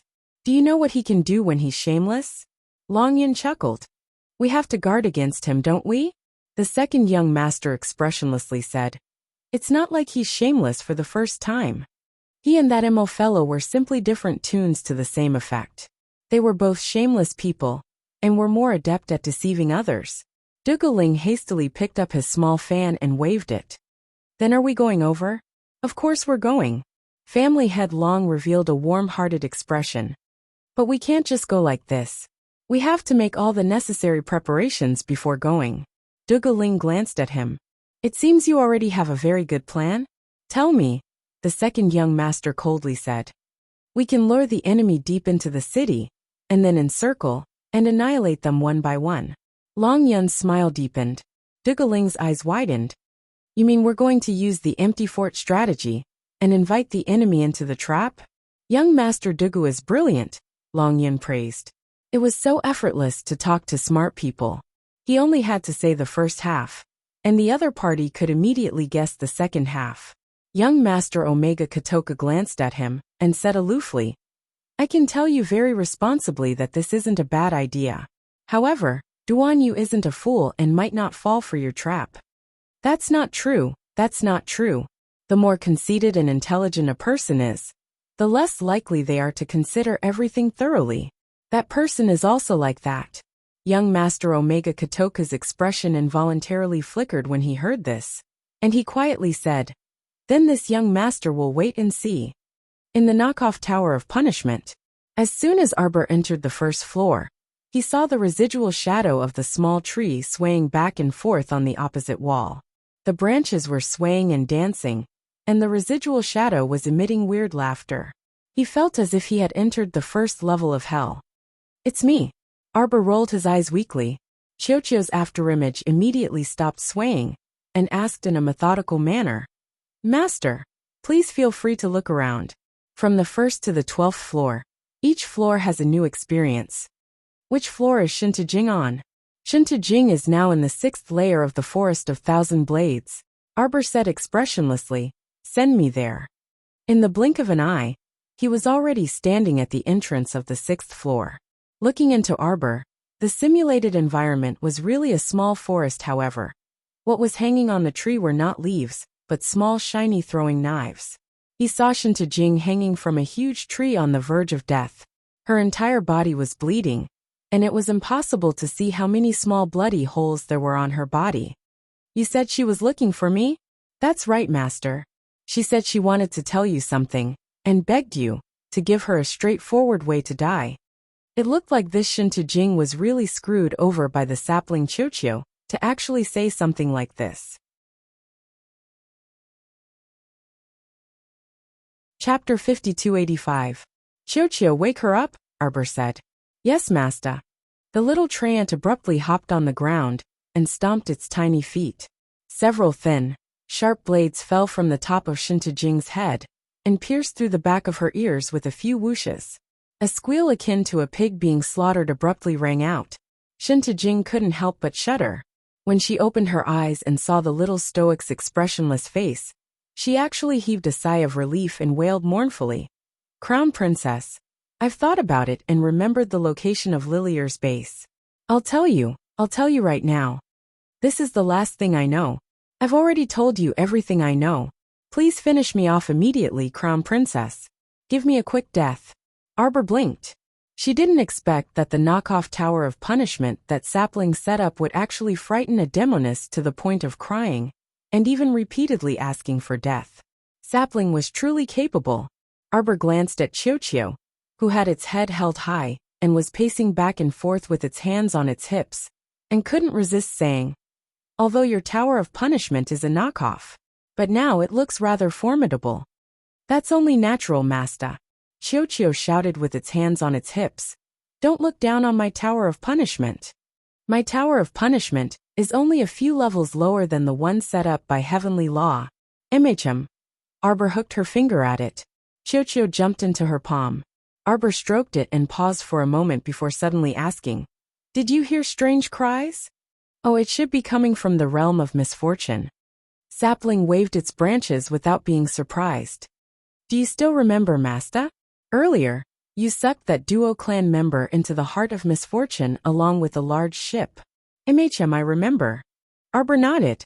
It was a bit shameful to say that after absorbing the entire fiery nightmare ship, The heart of misfortune was in a saturated state and couldn't absorb anything else. Jojo. Sama completely forgot about it, of course. She wouldn't tell Chiyo that she had long forgotten about this matter. So Chiyo couldn't see anything from her stoic little face. She answered with a serious expression, and even nodded her head in a serious manner. Chiyo thought that little master really remembered this matter. So it jumped up and down enthusiastically and continued. You kept that duo in the realm of misfortune. That unlucky guy gets beaten up by a bunch of wooden people in the realm of misfortune every day. Sometimes, when he escaped, he would run into the 5 disciples of the City of Shadows and get beaten up. I think he's pretty miserable. He's even more miserable than Shintojing. Arbor glanced at Chiyo expressionlessly. Chiyo's beady eyes suddenly widened as it let out a strange cry. Master Silver, did you forget? You don't even remember the name of that duo something, right? Also, you don't remember the 5 disciples of the City of Shadows either, do you? You took their souls and told them to train in the realm of misfortune until they broke through to the godly realm. Then you would let them out. They had already broken through to the godly realm level 6 or 7 not long ago, but you haven't done anything yet. I thought you were still unsatisfied with their cultivation, but I didn't expect you to have completely forgotten about them. Heavens, his little master's memory was so bad. Baby Chiyo was so anxious. Chapter 5286. Needless to say, looking at Master's expressionless but actually blank little face, Chiyo already knew that this fellow had completely forgotten everything. It was said that pregnancy makes one stupid for 3 years. Master was also master. Chiyo sang and hung on a strand of her hair, crying as it tugged at her long hair. You can't be stupid for 3 years after pregnancy. Chiyo's heart will ache, sob, sob, sob. What are you sobbing about? Arbor's mouth twitched, resisting the urge to slap this little imp away. She secretly told herself to calm down, calm down. This was Chiyo, the most important little friend in her life. She couldn't slap him, she couldn't slap him. She raised her hand and took out the heart of misfortune from her inner world. I'll go in and take a look, she said expressionlessly. Master, the environment inside is too bad. Not to mention the yellow sand everywhere. You even kept some corpse poison sand inside. Although these things won't attack you, it's still dirty. You still shouldn't go in. Just drag them out. Arbor thought about it and felt that little tree's words made sense. Thus, she expressionlessly glanced inside the heart of misfortune. With this glance, her little jaw almost dropped in shock. What did she see? A wild man running wildly. Chiyo. Arbor suddenly shouted. He's covered in tree bark and has a tree branch in his hand. Is he being beaten by a bunch of wooden men? Chiyo said stiffly. Those are the mechanical wooden men that senior apprentice brother Tiantuzi made. I really sympathize with this duo something. He's being beaten by 17 to 18 mechanical wooden men every day. He's pretty miserable. Chiyo, what's his name again? Master Silver. Even you have forgotten his name. How could I possibly remember? Chiyo rolled its eyes speechlessly. Arbor thought so too. She sighed and said to Chiyo, where are my 5 subordinates? Why don't I see them? Master, why don't you take a closer look? This realm of misfortune isn't big, but it's not small either. Do you see that boat? When Xiaomu saw that large fire nightmare ship, she looked up at the deck. Sure enough, she saw 5 disciples from the City of Shadows meditating with their heads lowered.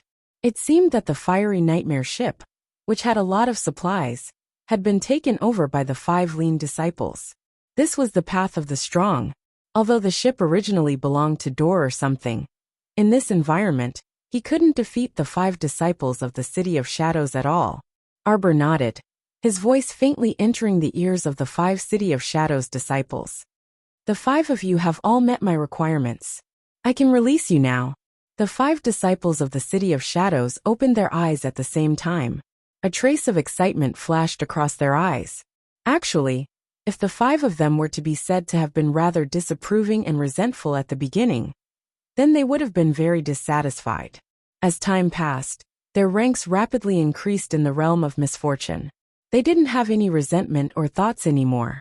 They weren't particularly elite disciples in the City of Shadows. Compared to those outstanding disciples, the 5 of them were nothing at all.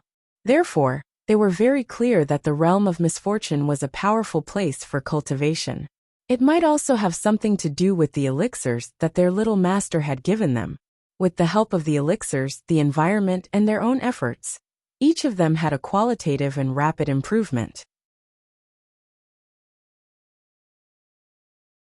Chapter 5287. This meant that there was no need for them to resent this matter. It was true that they had handed over a strand of their soul, but in reality, they had received countless benefits. If it had been any other time, they might not have been able to improve to this level even after 10, 20, 30 years. By now they were already completely convinced of his strength. As long as they did not have any second thoughts, their future would be smooth sailing. The 5 of them only felt the scenery in front of them change, and they appeared in a dark green forest. But upon closer inspection, they realized that there were thin green blades hanging from the trees above and all around them. The 5 of them did not dare to ask any more questions, and bowed respectfully with cupped fists. "Greetings, master." Arbor nodded slightly and glanced at the 5 of them. "The speed of your improvement is not bad," Arbor said. "Now I can let you out to do something for me." "Thank you, master." The 5 of them were overjoyed and cupped their fists together. "From now on, you will be called E1, E2, E3, E4, E5. Sir Jojo said expressionlessly. In the future, all the people cultivated in the realm of misfortune would start with the word E, so she would not forget it. "Thank you, master, for giving us names." Although the names were not much, the fact that their master had given them names meant that he approved of them, and the 5 of them were somewhat happy. Arbor said, "You should be very familiar with the geography of the City of Shadows.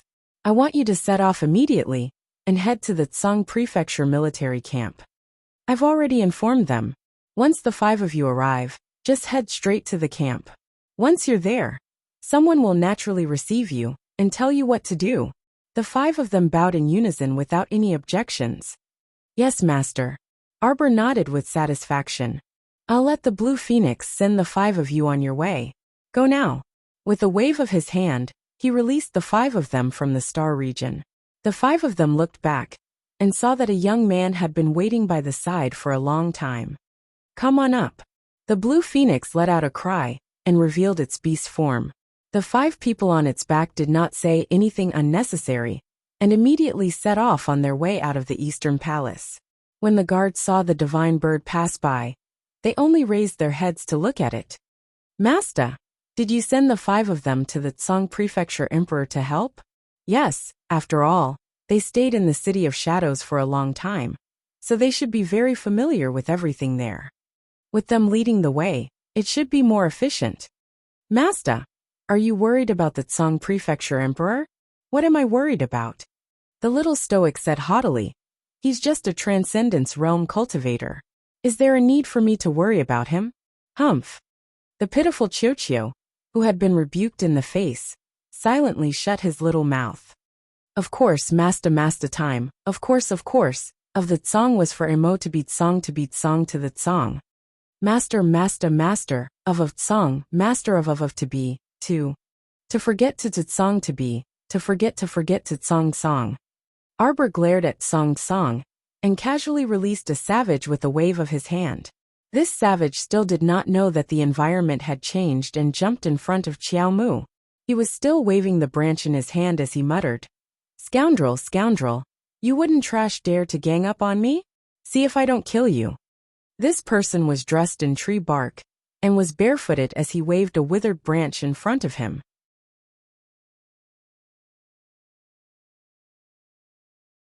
Chapter 5288. Arbor glanced at him and said indifferently, "What's your name?" She had no choice.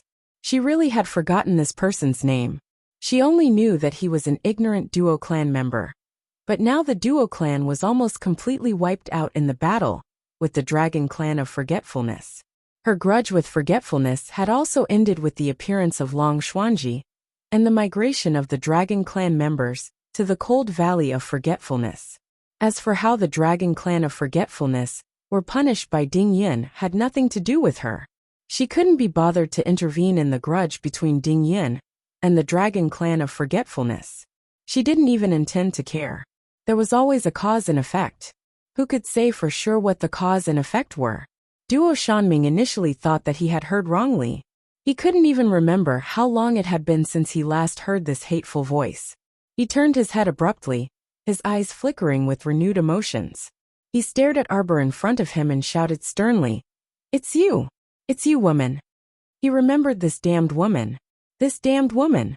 This ghost-like woman had left him in that nightmarish place for so long, causing him to eat sand and stones all day long, and unable to sleep well. How could she do such a thing? How big was it that she had to punish him like this? Women were vicious and vengeful. She would immediately take revenge on such a small matter, and even torture him to death. Arbor glanced at him. Qiuqiu. Qiuqiu is here. The little tree ant waved its branches and rushed forward, jumping up without a word. It stretched out two small branches and waved them at Duo Shanming's face. Master is asking you a question. Why are you staring at her instead of answering? Look at your unconvinced expression. What, do you want to take revenge? I think you're looking for shit in the latrine. Let me tell you, it's impossible for you to take revenge. The little tree ant punched him twice in the face. First of all, you can't get past me. Duo Shanming was furious. After being beaten up by the little tree ant, he shouted, "You woman! I only offended you once or twice. How dare you take revenge on me like this? Do you need to be so vengeful? Vengeful? Stinky man! How dare you scold my little master? I think you're really tired of living." The little tree ant raised its two black beady eyes and pounced forward. Its two branches formed a green halo and smashed towards Duo Shanming's head with a bang. Duo Shanming was so scared that he fell to the ground. He could sense that the mighty power of the tree spirit was not something that someone of his level could resist. Other than waiting for death or begging for mercy, he had no other choice. Before Duo Shanming could say, "Spare my life," yet Xiaomu waved her hand and directly picked up that irascible tree ant. "What are you getting angry at a fool for?" The little trent's green halo failed to smash down and nodded. "Yes, what's there to be angry about with a fool?" The little fellow's eyes narrowed, emitting black flames. "He dared to scold you, so I'm going to beat him to death." "All right, I'll ask him." Arbor pacified the little tree ant and turned to look in Duo Shanming's direction. "You haven't answered my previous question," the little stoic asked aloofly. Chapter 5289. Duo Shanming's originally despondent arrogance rose again. He gritted his teeth and said, "You actually don't even remember my name. Then why did you fucking capture me and throw me into that kind of land filled with yellow sand?" The irritable tree ant was angry again. It flew out of Sir Qiao's hands and stepped on Duo Shanming's head, stomping hard twice. "Why are you talking so much nonsense? Answer whatever I ask you. Tell me, what's your name?" Although the tree ant was short and looked weak, it was still able to withstand the pressure. Who would have thought that the strength behind that kick would be so great that it nearly crushed his head off? Duo Shanming was indignant, but he didn't have the strength to fight against the little tree ant. He could only say sullenly, Duo Shanming." The little tree ant stretched out a small branch and jumped onto Arbor's shoulder. "Master, I remember now. He has an older sister. I met her in the Lotus Realm of the Forgetfulness Pond before. I think she's called Duo Shanmei." Arbor nodded expressionlessly. Seeing its little master's expression, the little tree ant couldn't help but roll its black eyes. Well, no matter what Duo Shanming or Duo Shanmei, Master definitely didn't remember anything. Arbor stared at Duo Shanming for a while. "Is this person the one who drove a big ship to crash into us in the Forgetfulness Pond?" "Yes. It's the fire nightmare ship that Master kept in the realm of misfortune." The little tree ant glanced at the unlucky Duo Shanming. Speaking of which, this guy was really unlucky. After being thrown into the realm of misfortune by his master, he completely forgot about it. It wasn't until a few months later that he remembered it, of course. It was because of Qiuqiu's reminder. Otherwise, he reckoned that it would take years before Master would remember this idiot. Duo Shanming shuddered from head to toe as he stole a glance at Xiaomu. Realm of misfortune? From what the tree ant said, the broken place where he was previously, with yellow sand covering the sky and rocks everywhere, was actually a realm of misfortune. But this woman, what method did she use to stuff him into that realm of misfortune? And now, how did she bring him out? Duo Shanming carefully looked at his surroundings. At first, he thought he was in a mountain forest, but when he took a closer look, he was shocked. It turned out that the leaf-like green objects above his head were actually thin, sharp blades. What was going on? Could it be that he was still not standing in the outside world? Arbor paused for a long time before responding with an "oh." Qiuqiu looked at her curiously. "Master, how should we deal with this person? Continue throwing them in." The little stoic waved her hand disinterestedly. As if struck by lightning, Duo Shanming hurriedly took a step back. His eyes stared cautiously at the stoic face, and his voice was almost mournful. What did you say? You've locked me up for so long? Why couldn't they call it even? You woman. How can you be so vicious? I'm not leaving. I'm not leaving. I'm not leaving. Duo Shanming yelled. Arbor blinked his big eyes, and had a strange expression on his face. Are you sure? I'm very sure. Duo Shanming shouted angrily. He really regretted it now. Back then, because he failed to marry Wu Chunhua, he bore a grudge against her father Wu Cheng. In order to spite Wu Cheng, he purposely made him drive his ship to crash into this woman's ship. Who would have thought that this crash would bring him such bad luck? He regretted it very much, but there was nothing he could do.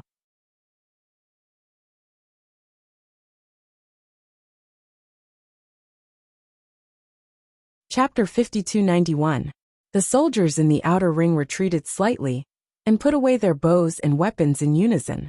Upon closer inspection, they actually saw that the cyan bird seemed to be carrying 5 people on its back. Qinghuan let out a cry and swooped down. In the blink of an eye, it transformed into a human, and stood there with a straight back. The other 5 people also swiftly flew over, and stood behind Qinghuan, respectfully bowing to this Tsang province's emperor. Duan Yu's heart stirred and he asked softly, Do you have a letter? Qinghuan glanced at him, and dug around in her sleeve for a long time, before taking out a crumpled letter. She looked at him in confusion. How did you know there was a letter? I guessed. Duan Yu took the letter and skimmed through it. The little stoic actually wrote quite a lot. Those 5 people's origins and experiences informed him, as well as some of her plans. She even left a message at the end, telling him to pay attention to his safety. Duan Yu's lips curled up, and he untied a jade ornament from his waist, and tossed it to Qinghuan. Give it to her. Qinghuan's expression was a bit conflicted. If Crown Prince the Great found out about this, he would definitely skin him alive. Wasn't this just a private exchange? Flirting with eyes? Bah! A jade ornament to express his feelings? No way, absolutely no way. What are you thinking about? It's for my godson. Duan Yu waved his hand. Go. When Qinghuan turned around and flew away, her mind was still a bit muddled. What the hell was a godson? Who was his godson? Why did he give something to his godson to Master Silver for baby Mo? The figure that was flying all the way suddenly tilted. Qinghuan almost fell from the sky, flying crookedly all the way. Pitiful Crown Prince the Great. His son hadn't even been born yet, but half of him was already snatched away. Starfire illuminated the night, and the moonlight was as warm as water. 30,000 elites from the 3 provinces set up camp here to settle down. Although there were many people, the entire army was silent. Only the occasional crackling of barbecued food could be heard. After Duan Yu entered the tent, he held that letter in a daze for a long time. Several hidden guards paced back and forth outside, exchanging glances with each other. One of them couldn't hold it in anymore, and simply flipped open the tent to enter. His Majesty was sitting in front of the desk, thinking about something, and had yet to come back to his senses. Your Majesty, the shadow guard hurriedly called out, and stepped back to let a soldier come in to light the lamp. After the lights lit up, Duan Yu also returned to his senses. He nodded at them and said, Serve the meal. The few shadow guards heaved a sigh of relief, and hurriedly asked people to send in the food and drinks. Actually, it didn't make much of a difference to Duan Yu whether he ate or not. However, these elite soldiers of the 3 prefectures had somehow developed the habit of eating 3 meals a day, so he just let nature take its course. More than 80% of them had broken through to the god realm and were god masters. It didn't matter how often they ate. This three-meal problem reminded him of his Joe. When Charles raised these soldiers on the snowy island, it must be those weird subordinates of Charles who raised the elites of the three provinces. They were all following his Chiao. Just looking at them made him feel incomparably close. So be it if you eat. It won't waste much food, or spend a few spirit coins. Duan Yu picked up his chopsticks and ate a few mouthfuls before expressionlessly putting down his chopsticks. Why is it so noisy outside? The few hidden guards also heard it. That clamor was not far from the camp, and it sounded like a woman's shriek. It was ear-piercing. Chapter 5292. This subordinate will go take a look right now. Suning brought back news. Your Majesty, it's a group of bandits who caught 2 women and passed by here. Duan Yu replied with an "oh." Seeing that he didn't continue, everyone knew that he didn't want to meddle in other people's business. However, the sudden increase in the volume of the crying caused the camp to become a bit chaotic. Ing swiftly dashed out of the tent and coldly looked at the 2 women who were rampaging inside the camp. Duan Yu walked to his side and expressionlessly looked at the rowdy scene. Several bare-chested burly men were furiously whipping at the 2 women with rods and whips. The 2 women wailed and stumbled before abruptly pouncing toward the large tent. Ing instantly pulled out the sword at his waist and held it in front of him. If the 2 women had taken one more step forward, they would have thrown themselves onto the sword and died. Seeing this, the 2 women wailed and fell to the ground with a plop. They simultaneously looked up and raised their hands, begging bitterly, Save me. Your Majesty." When Prince Qing's heir Rong Qing hurried over with his men, he saw his good king staring expressionlessly at the 2 women on the ground. 8th young Sir Qi Rui followed behind Rong Qing and said with a chuckle, "Don't act in front of His Majesty. Let alone His Majesty. Even we can see through these little tricks with a glance." Prince Rong walked up and questioned with a frown, "Why didn't you surround them? Let them barge in front of His Majesty?" The surrounding soldiers crowded forward with sharp gazes and turned their swords and spears around to aim at the 2 women sprawled on the ground. The dozen or so bandits who barged into the camp. Those people were startled and dumbfounded. 8th young Sir Qi said with a chuckle, "Everyone, don't tell me you think that the elites of the 3 provinces are so weak that you rookies can casually charge in? How can you be so naive and pure?" 8th young Sir Qi chuckled. "If it weren't for Prince Rong's signal to let you people in, do you think you could enter the center of the large tent in this important camp?" One of the bandits gritted his teeth and deliberately put on a smile. "Everyone, is there some misunderstanding? We came here by accident because we wanted to catch these 2 runaway women." Rong Qing glanced at the person who spoke and waved her hand. Dozens of swords and sabers were pressed against the man's back. As long as he uttered another word, the swords and sabers would pierce his back. 30,000 elite troops from 3 prefectures are stationed here, all pointing their swords and sabers at you. No matter how skilled and courageous a person was, he couldn't help but break out in a cold sweat, and his heartbeat quickened. These people were actually able to tell at a glance that they were not trespassing unintentionally, but had done so intentionally, so the chaos in front of the camp just now was to lure them into the important area of the camp, so that they could catch the turtle in the jar? Duan Yu's sharp gaze shifted slightly. The group of soldiers immediately got into formation and charged forward. In a short while, they killed the group of bandits until only 2 were left. The Emperor of Zhangzhou didn't even blink when he dealt with so many people in a matter of minutes. His merciless and cold demeanor scared the remaining 2 bandits to the point that their hearts trembled. "Can you tell me now? What did the City of Shadows send you here for?" Some young sir asked with a grin. One of the bandits knelt on the ground with a plop and repeatedly kowtowed to beg for mercy. "Your Majesty, spare my life. Your Majesty, please spare my life." Chapter 5293. This lowly one is only an ordinary disciple of the City of Shadows. Yes, Master instructed me to investigate the situation and find out what's going on.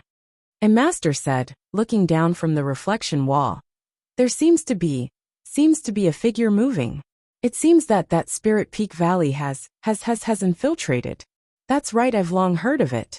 The City of Shadows is extremely high, and the reflection wall at the back mountain can see everything within 1,000 kilometers. Realization dawned on 8th young Master Chi's face. No wonder someone immediately came to scout the situation as soon as they arrived at Spirit Peak Valley. Presumably, the city lord of the City of Shadows was already aware of their arrival. Duan Yu swept an indifferent glance over them and raised his hand slightly before turning to enter. Soon 4 wretched screams were heard outside the tent. Morale was greatly boosted and roars boomed like thunder. His Majesty has ordered that we rest on the ground for 2 hours before setting off for the City of Shadows overnight. They should be able to reach the City of Shadows gates by daybreak. However, since the other party was already aware of their movements, they would obviously be on guard. They just didn't know what would remain of the City of Shadows under the hooves of 30,000 elite soldiers. After passing through Spirit Peak Valley, the 30,000 soldiers rushed to the City of Shadows under the cover of dusk. In fact, this battle with the City of Shadows could be said to be an overwhelming battle, where the strong bullied the weak. How many people did the City of Shadows have? Could it use 3,000 disciples? Or 5,000? If everything went smoothly, it wouldn't take more than half a day to conquer the City of Shadows. However, when the soldiers arrived at the city gates, 8th young Master Chi and company couldn't help but be startled. The city gates were wide open, and there was no one at the entrance. It was a desolate sight. Duan Yu blinked. They ran away. Where could they have run in such a short time? Rongqing frowned and leaped off her spirit horse. The drawbridge at the city gates had already been lowered. Looking from here, the opposite side of the drawbridge was silent and empty. It looks like a trap, 8th young Master Chi muttered softly. Duan Yu nodded in agreement. It was indeed a trap, and it wasn't an ordinary trap. This empty city stratagem was to lure them inside. 8th young Master Chi turned to ask, Your Majesty, how about we summon our flying beasts and fly over? In terms of conspiracy theories, the suspension bridge in front of them must have been destroyed by someone. Even though it appeared to be in perfect condition, it was only the enemy's camouflage. The corners of Crown Prince Rong's mouth twitched. His Majesty has many teleportation talisman arrays. It would be a waste not to use them. Let's use them. Duan Yu expressionlessly glanced at him, before suddenly pulling out a storage talisman. Come in. 8th young Master Chi's jaw almost dropped to the ground. Ing, stay behind. You and Chiba stay behind. The rest of you go in first. Since the other party had come up with a strange empty fort strategy, and didn't seem to want to fight them head-on, then they shouldn't blame him for making a fool of himself. Rongqing silently took the storage talismans, and put them into the storage talismans in groups of 1,000. Fuck. Just how many storage talismans did the little stoic crown princess give His Majesty? Why do I feel that Her Majesty will make me bleed? Crown Prince Rong silently stuffed a blank jade talisman into his waist, and threw the rest back to His Majesty. He really couldn't converse with the nouveau riche. He felt a bit of a headache whenever he saw those talismans. In the blink of an eye, only 4 people remained out of the 30,000 elites.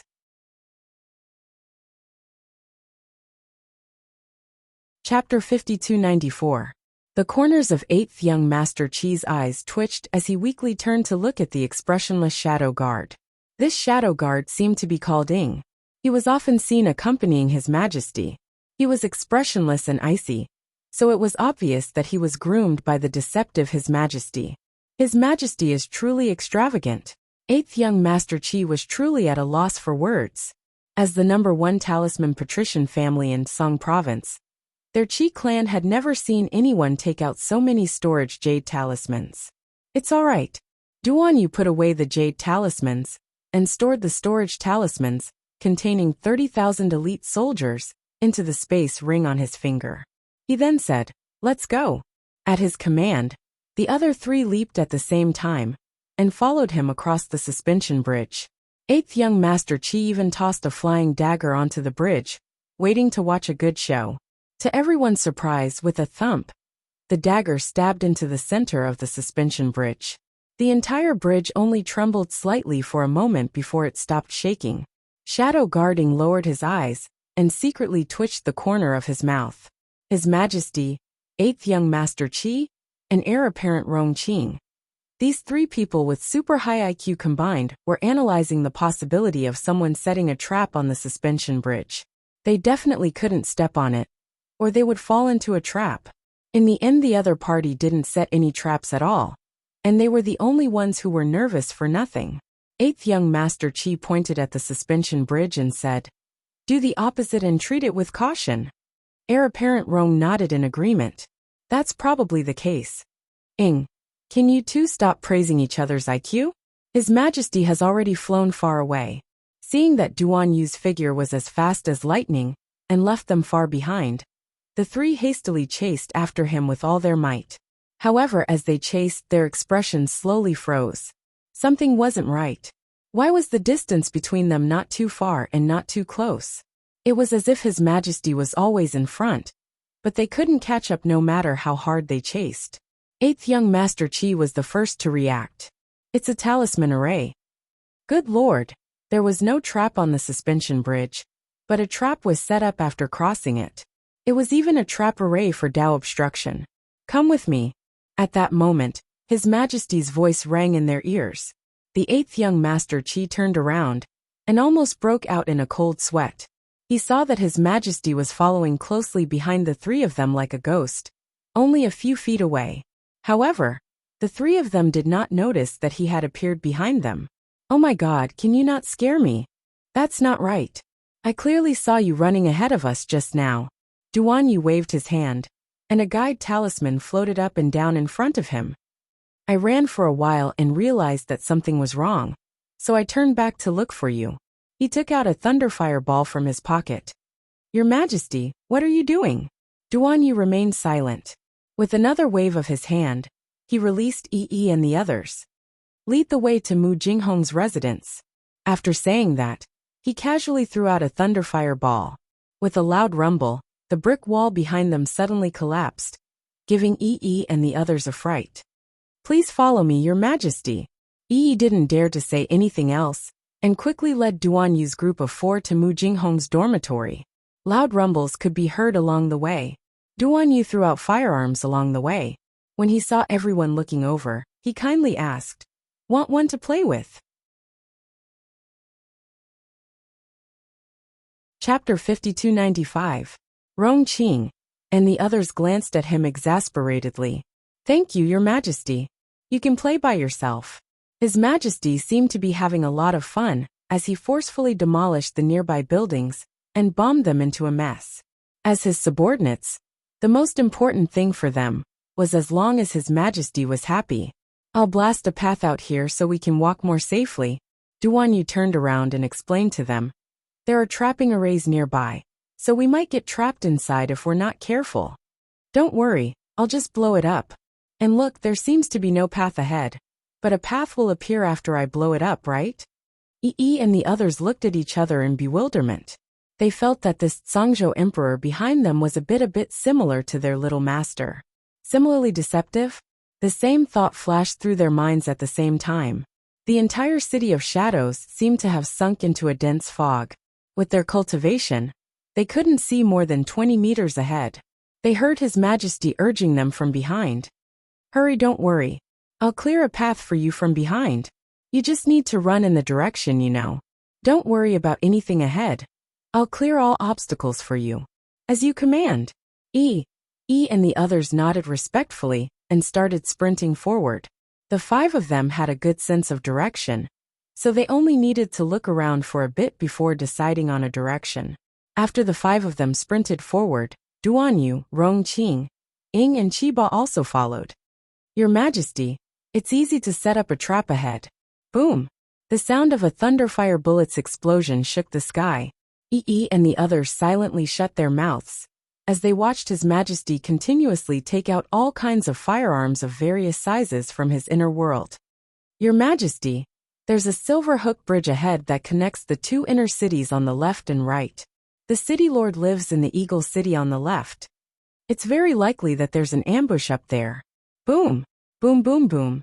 Just as he finished speaking, he saw His Majesty untie a small green bamboo tube from his waist and shoot a string of concealed weapons at the nearby Silver Hook Bridge that was buried in the fog.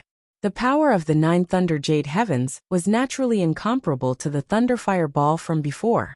This series of crazy explosions caused E1 and the others to be dumbfounded. His Majesty was definitely a tycoon, a peerless tycoon.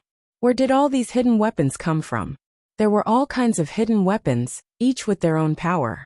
Along the way, they watched as he changed his tactics and blasted them all the way. Dozens of rapid breathing sounds could be faintly heard from the fog, and then it became silent. Rongqing and Qiba looked at each other. These people were really unlucky. They were hiding in some dark corner and waiting to ambush them. In the end, they met His Majesty, who did not play by the rules. A round of random gunfire didn't give them any advantage at all. Instead, many people lost their lives. City Lord Mu Jinghong, who was standing in front of the main hall of Eagle City, was jumping up and down in anger as he cursed. Mu Xiaoxue, who was hiding behind him, was already trembling in fear. Father? Now what should we do? Today I worked overtime and came back late. I didn't have time to write. I'm going to sleep. Let me inform you. Make up for it tomorrow. I probably have to visit Grandma in the hospital during the day. Judging from the situation, if I don't make up for it during the day, I'll make up for it at night. I'll finish it. Chapter 5296. Mu Jinghong was annoyed. At this moment, how could she be in the mood to comfort her frightened little daughter? Beside Mu Xiaoxue stood a slightly plump young man with a smile on his round face. Seeing Mu Xiaoxue frightened, he hurriedly stepped forward and took the initiative to put his arm around her shoulders. He comforted her in a low voice. Sister Xiaoxue, don't be afraid. Nothing will happen. Brother Kong. Mu Xiaoxue wiped her tears with a handkerchief and quietly glanced at her father's back. She said softly, I'm worried about father. Kong Yaofa hugged Mu Xiaoxue and comforted her again. Don't worry. Uncle Mu has a way to deal with it. Is that so? Mu Xiaoxue's gaze swept across the screen wall in front of her. She saw flames soaring into the sky. Countless buildings in the city had been razed to the ground by firearms. Judging from the situation, could the City of Shadows really survive the night? Not good, City Lord, City Lord. A cry of alarm came from behind everyone. Mu Jinghong's eyelids twitched fiercely, and he fell into a deep rage. Since 2 hours ago, he had been receiving all kinds of not good reports. The news came one after another, and there was no good news at all. When was there a time when it wasn't bad? There was no better news, only worse. So when he heard the words not good now, he was furious and wanted to kill the guard in front of him. When the guard who came to report the situation saw the city lord's murderous expression, he immediately took a step back in panic. He knelt on the ground with a plop and kowtowed repeatedly. City Lord, Madam Shi. Mu Jinghong roared. If you have something to say it quickly. Why are you stuttering? It was tiring to listen. How could he raise such a group of useless subordinates? What happened to Zhu Yan? Say it. Madam packed up a lot of valuables and left from the back slope with eldest miss and eldest young master. What? Mu Jinghong almost spat out a mouthful of blood. Zhu Yan actually left with her children? Was there anything more despairing and infuriating than this? When the city was destroyed, his wife and children abandoned him first. This was his, Mu Jinghong's, good wife and good children. In the face of a great disaster, each of them flew off separately. This was really good, really good. Mu Jinghong was so angry that she almost broke her teeth from clenching them. She looked up to the sky and let out an angry roar as if she had gone mad. Mu Xiaoxue hid beside Kong Yaofa and was so scared that she did not even dare to breathe. Gui Xuan, who was standing behind the two, clenched her fists tightly as she looked at the chubby young man with uncertain eyes. This fatty was the young master of the Kong family and was originally the fiancé of the eldest Miss Mu Feixia.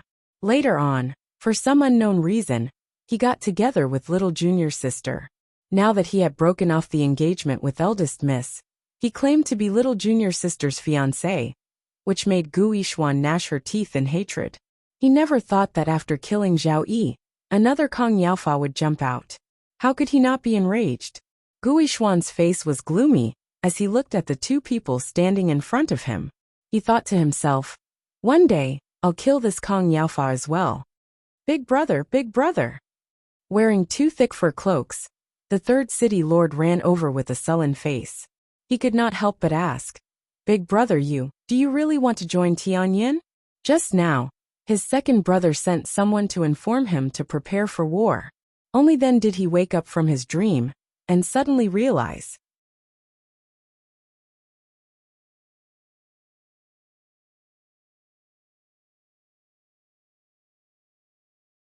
Chapter 5298.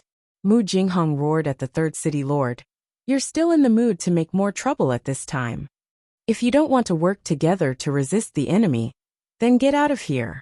The third city lord was enraged by Mu Jinghong's roar. His eyes were wide open, and his heart was burning with anger. But now everything was still under Mu Jinghong's control, so he could only watch as his second brother picked 20 disciples and walked quickly towards the entrance of Eagle City. The third city lord stomped his feet anxiously and angrily. He turned back and called his dozens of disciples to follow the second city lord in a hurry. Second brother, how many people did they send?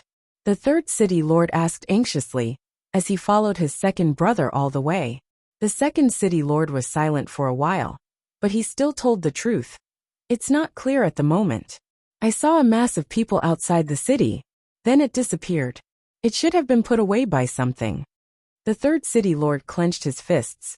Second brother, do you think there's still room for negotiation? The second city lord sighed deeply. I don't think so. Third brother, you have to be mentally prepared for the worst. The third city lord was stunned when he heard this. It was self-evident what the worst psychological preparation was, that was to die on the spot. Was the situation really so serious? Hurry up and keep up. The third city lord waved his hand and led a group of disciples to the entrance of Eagle City. With a look, the crowd immediately scattered and found a hiding place to squat. They were waiting for the prey to come to them and immediately rush forward to kill. At this time, it was almost the end of the year. The cold wind was blowing, and it was very cold. The crowd squatted in the hiding place in fear, as if waiting for the fierce beasts to come to them, their hands tightly clenched in cold sweat. The third city lord hid in the dark and gestured to several disciples, reminding them that when the people came in a while, they should immediately release the spirit beasts first. The crowd nodded secretly, and the bad premonition in their hearts became stronger. For some reason, they felt that tonight's battle the chances of the City of Shadows winning were close to zero. The rumbling of firearms came from the distance, and the second city lord and the third city lord's mood tightened again. Your Majesty, the entrance to the City of Eagle is right in front of us. E1 explained concisely. It's easy to be ambushed at the entrance. E-Air nodded. The entrance seems to be a bottleneck. It's rather narrow, so it's not suitable to release a large number of troops here. It won't be too late to let him out after we go in. Duan Yu nodded and casually took out a handful of penetrating bone nails from his pocket and scattered them. A few intermittent screams came from the dark night. Duan Yu quickly pointed ahead. Oh no, there really is an ambush. Everyone couldn't help but twitch their mouths. Why do I feel that His Majesty is a drama queen? It's a little funny. Before they had time to speak, they saw their Majesty valiantly take the lead and fly out. Before they could catch him, he had already flown into the City of Eagle's entrance. Rongqing and Qiba looked at each other and felt like crying. With such an unreliable emperor, who could they find to reason with? They had all said that there might be an ambush at the entrance, but His Majesty had rushed over first regardless of his own life. If he was so valiant, what did he need his subordinates for? E-Air and the others were taken aback, but they quickly followed after him. As they ran, they summoned their accompanying spirit beasts from the spirit beast space. At the same time, the second city lord and the third city lord had already clearly seen the newcomer.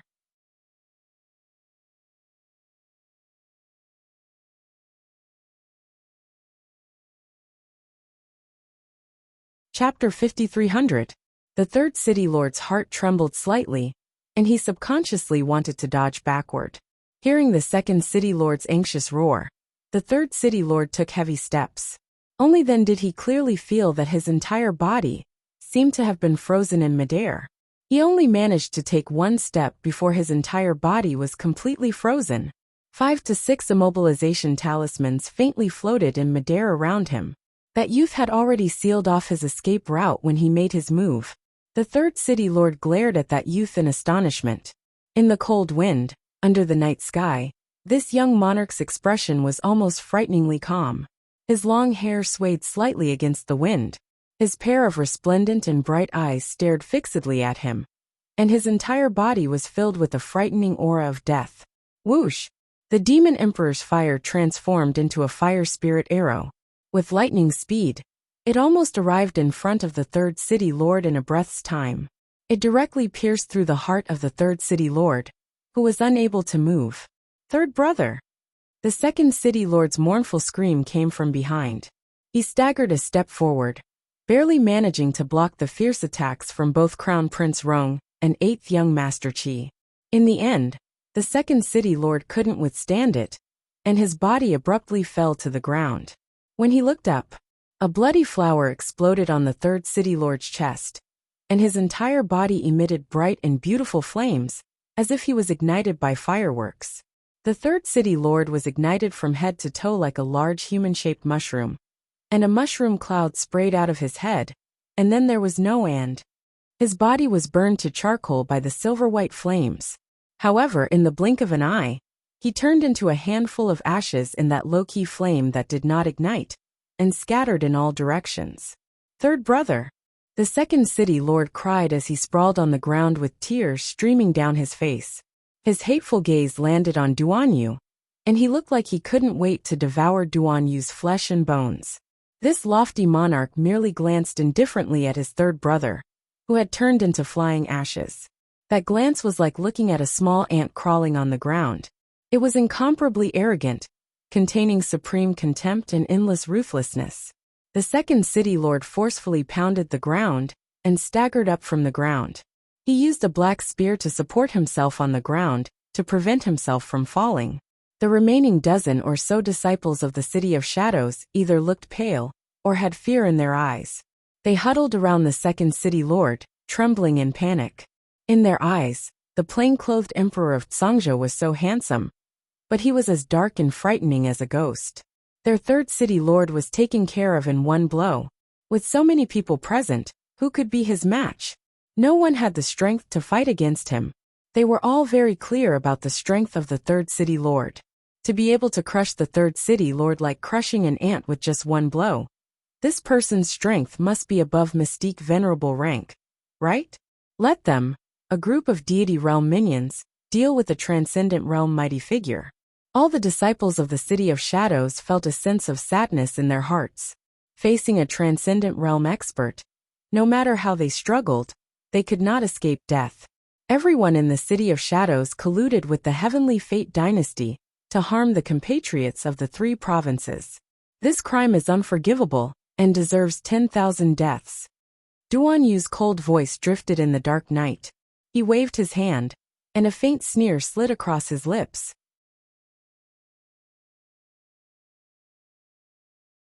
Chapter 5301. The disciples of the City of Shadows, who were originally looking at each other in a trance, involuntarily widened their eyes. Hundreds of black figures suddenly appeared behind this Zhangzhou emperor. Every second, hundreds of figures would appear from behind him. Hundreds of figures would appear one after another. They lined up in 4 rows, standing neatly behind this expressionless Zhangzhou emperor. Cold sweat dripped down from the second city lord's head. Look at this lineup. His Majesty had indeed brought thousands of people with him, unless they had someone to help them. Otherwise, the foundation that the City of Shadows had built over so many years would be destroyed today. Duanyu lightly waved his hand and said indifferently, "Kill them all on the spot." Kill. Impassioned roars erupted from all around. The elites of the 3 provinces had been cooped up in the storage talisman for a long time. Now that they were released, their momentum was greatly boosted. The second city lord tightly gripped the black spear in his hand, and his eyes widened in shock and fury, revealing a helpless expression. My life is over today. The second city lord closed his eyes and shouted angrily, Go! However, the numerous disciples of the City of Shadows simultaneously retreated more than a dozen steps at his command and turned to flee for their lives. The second city lord stared dumbfoundedly at this scene before him. In the blink of an eye, the elites of the 3 provinces had already rushed to his side. Dozens of longswords stabbed at his body. The second city lord didn't want to sit and wait for death, so he could only flee in panic. He was in dire straits as he resisted everyone's pursuit. Those dozen or so disciples of the City of Shadows didn't manage to escape far before they were all slaughtered by the elites of the 3 provinces, who surged forward like a tidal wave. Their speed was so fast that it left people speechless. Everyone was clearly a God realm expert, but under the siege of the elites of the 3 provinces, the dozen or so disciples of the City of Shadows had no power to resist. Waves of bird cries came from the sky. Duan Yu expressionlessly looked up. He saw a dense mass of fine-necked, eagle-bodied beasts rapidly moving over along the dark horizon. Duan Yu was already prepared and raised his hand slightly. Dozens of spirit stone cannons were pushed out. The muzzles of the cannons were aimed at the sky in an orderly manner. Then, a series of loud rumbling sounds rang out. The spirit stones were thrown in handfuls after handfuls, and the sound of the cannon rumbled. A certain emperor did not care about the consumption at all, and kept waving his hand to let the people behind push the spirit stone cannon forward to fill the position. After the first round of bombardment was over, when the spirit stones were loaded, he had the people behind him take over and continue bombarding. The unlucky eagle beasts were still struggling in the air when they were bombarded by the cannons, unable to descend. Unable to go up or down, it was as if they had deliberately flown here to seek death. They were bombarded by more than 20 spirit stone cannons from the front and back, causing them to fall from the sky one after another. The elites of the 3 prefectures had originally been divided into 300 small teams. Each team consisted of 100 people, and each team took turns to defend a direction. Seeing that something was about to fall, he disregarded everything and hacked the old master to death with a flurry of blades. That pitiful harpy was directly chopped into pieces in a matter of minutes, unable to be pieced back together. Tisk tsk. Your Majesty of Tsangzhou, you are truly ruthless. A faint teasing voice was heard. Everyone looked over with vigilant gazes. They saw several figures floating down from the sky above where the eagle beasts were gathered.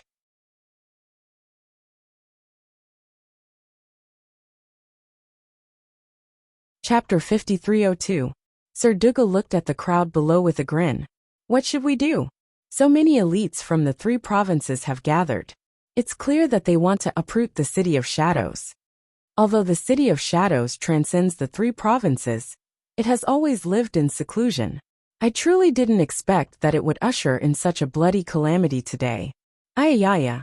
If word gets out that the 3 provinces have gathered so many people to oppress and threaten a reclusive clan like the City of Shadows, their reputation won't be good. Duan Yu expressionlessly said, Tell them who you are. Kill the heavenly fate. Kill the heavenly fate.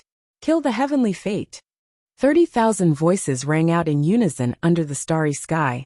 Their voices traveled far and wide, causing Mu Xiaoxue, who was already mentally weak from fright, to shrink into a ball in a panic. Kong Yaofa's expression shifted. How many people have come? Judging from this momentum, there were probably more than 10,000 people. The fan in Dugaling's hand nearly dropped. He speechlessly smacked his lips and pitifully glanced at Duan Yu. Your Majesty probably didn't come up with this name, right? Kill the heavenly fate, kill the heavenly fate. What a melodramatic and stupid name. Rongqing stepped forward and very politely nodded. May I know who this is? Dugaling also very politely replied. This one is the Hall Master of the Star-Picking Hall Dugaling. Hall Master Dugu. The name Kill the Heavenly Fate was given by our Crown Princess of the Divine Province. Vassal Prince Rong pointed at the horizon and cupped his hands in apology. Please forgive me for my rudeness, Hall Master. Duan Yu speechlessly twitched his mouth. Why did it feel like this brother of his was a bit retarded? Sometimes Dugaling was also speechless. As expected, only the little crown princess could come up with such a simple, straightforward, and murderous name. Sigh, what a cold-blooded, heartless, and vexing little thing. Dugaling pitifully blinked. Can I see her? Rongqing shook her head. You can't see her, and she also won't see you. We are people from two different worlds. Our organizations are different, our goals are different, and our missions are also different. I hope you won't have any more improper thoughts. Duanyu. Eighth young Master Qi held back his laughter and coughed lightly to interrupt Rong. Rong, now is not the time to reason with them. Then, he cupped his hands at Dugaling, and felt that his actions were a little foolish. Both sides were enemies, what was the point of arching? She had been with second young Master K for so long that her behavior was starting to resemble him. Hall Master Dugu, you've brought so many eagle beasts here today. It's obvious that you're here to support the City of Shadows. Dugaling said innocently. What if I insist that I'm just passing by? A soldier suddenly jumped out, raised his saber and shouted angrily. Kill, kill, kill. Even if they're just passing by, we'll kill them. Duanyu was taken aback. He didn't expect a soldier to suddenly jump out from behind him. Several voices were heard in unison. That's right. The Crown Princess has given the order to kill members of the Tianyun group. He would definitely slaughter everyone in the Heavenly Fate realm. It didn't matter if it was just a passerby. Even if it was just a chicken raised by Allseer's family. We can't let him go either. Kill. Kill. Kill. Slaughter all the animals of the Tianyun group. Kill all the dog heads of the Tianyun group. Long live the Crown Princess. Eternally immortal. Duanyu. Dugaling's mouth twitched. Just how much did the little Crown Princess have against them? Look at how she had educated a bunch of hot-headed subordinates. Done. Chapter 5303. The young Crown Prince Consort would live on for all eternity. Dugaling's face darkened amidst the drum-like chants. This blind worship was simply comical. It was clearly an extremely infuriating matter. But why did it seem a bit funny now? You have to maintain your rationality. Hall Master Dugu cried out pitifully. He blinked his eyes and looked at the group of soldiers on the left and the group of soldiers on the right. You can't overly blindly worship little Crown Princess. Dugaling mused what kind of bewitching potion this imp fed the soldiers to make them worship her like this.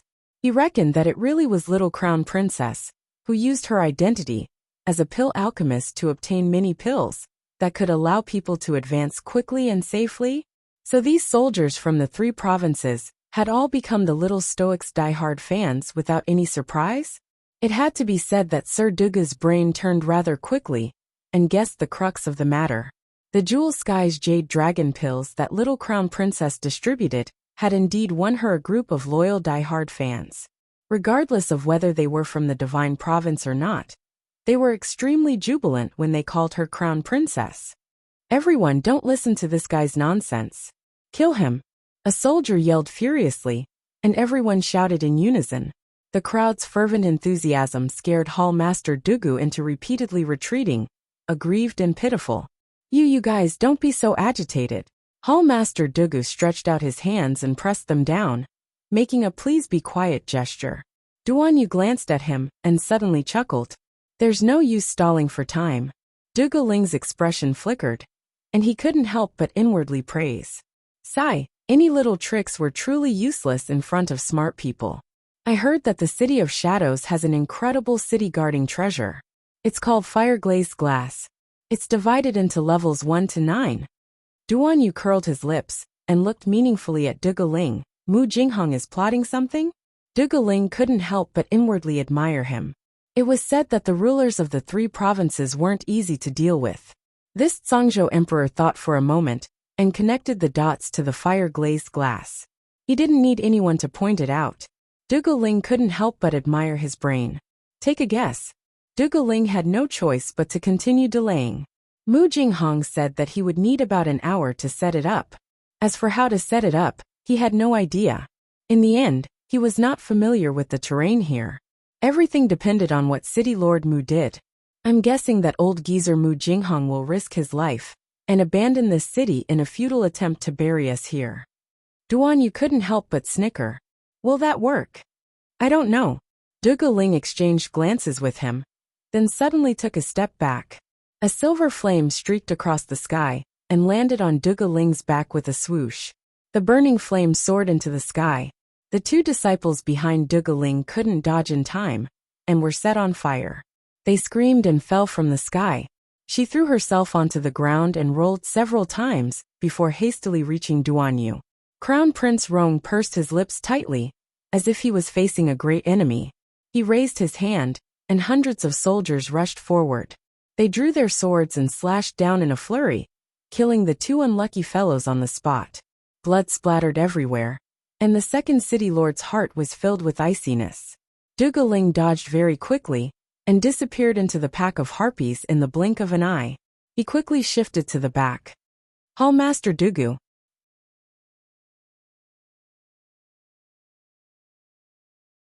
Chapter 5304. The second city lord couldn't help but panic and hurriedly shouted.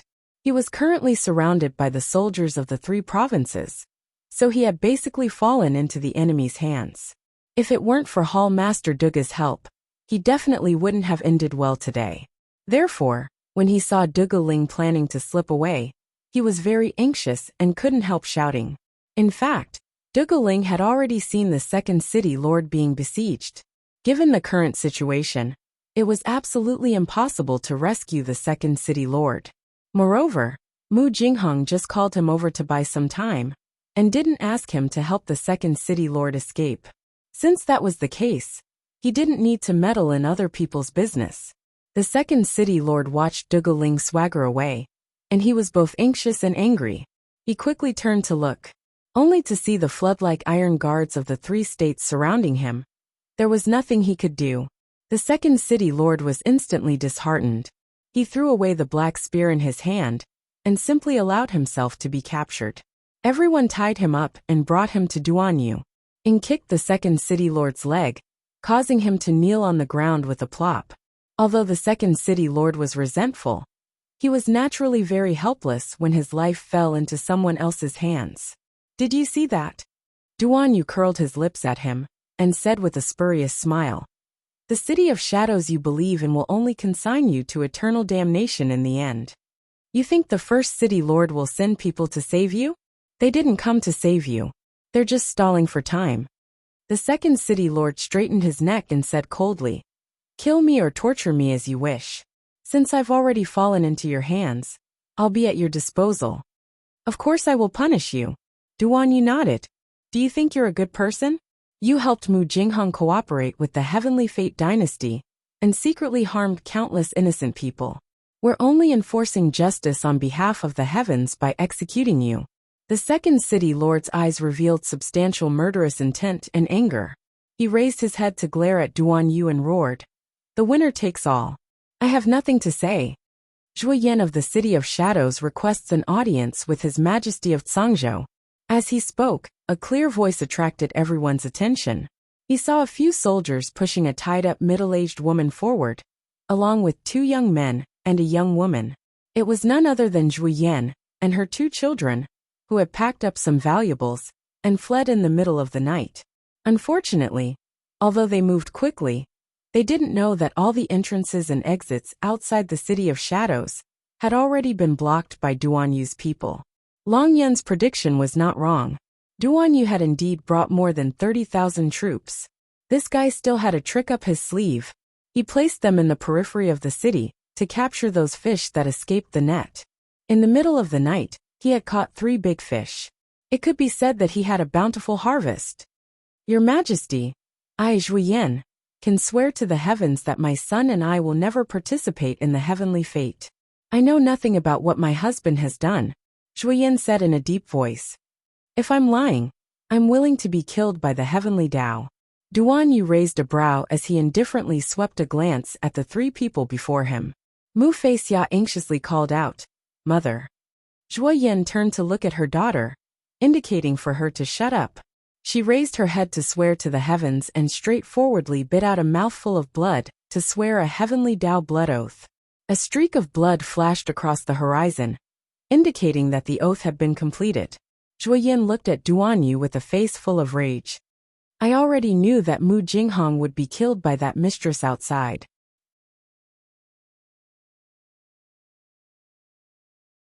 Chapter 5305. That Mu Qingya really had some tricks up her sleeve. She was just a housewife, yet she was able to bewitch her husband with her tricks. Of course, Mu Jinghong also wanted to take revenge on the Mu family, so he got involved with that woman. But they had been together for so long. But Zhuo Yin never expected that Mu Jinghong, a harsh and ungrateful man, would actually have feelings for Mu Qingya. Mu Jinghong had fallen in love with that mistress. That was why she was fooled by the soaring heavens hall's hall master. She was completely used. Not only did he bring disaster to the entire city of shadows, but he also brought disaster to the three of them. When Zhuo Yin thought of this, she gnashed her teeth in hatred. If Mu Qingya was in front of her at this time, she would have rushed forward and torn this vicious woman apart without saying a word. I was right. I found out before that he had a close relationship with that mistress, as if he was planning something. Zhuo Yin gritted her teeth. I didn't expect that Mu Jinghong would be so brainless. He actually believed the words of that mistress, and really led so many people in the City of Shadows to join Tianyin. When Mu Jinghong joined, he didn't ask for my opinion at all, nor did he ask for the opinion of his children. He didn't care about anything and sold all of our lives. Zhuo Yin was so sad that she wanted to cry out loud. The three of us added together can't even compare to that bitch Mu in his heart. Zhuo Yin suddenly laughed wildly. In that case, when disaster strikes, everyone flies away. I naturally won't care about his life or death. I didn't expect that your majesty would catch me red-handed when I escaped from the City of Shadows with my two children. Your majesty, I can tell you everything about Mu Jinghong. Zhuo Yin took a deep breath and pleaded.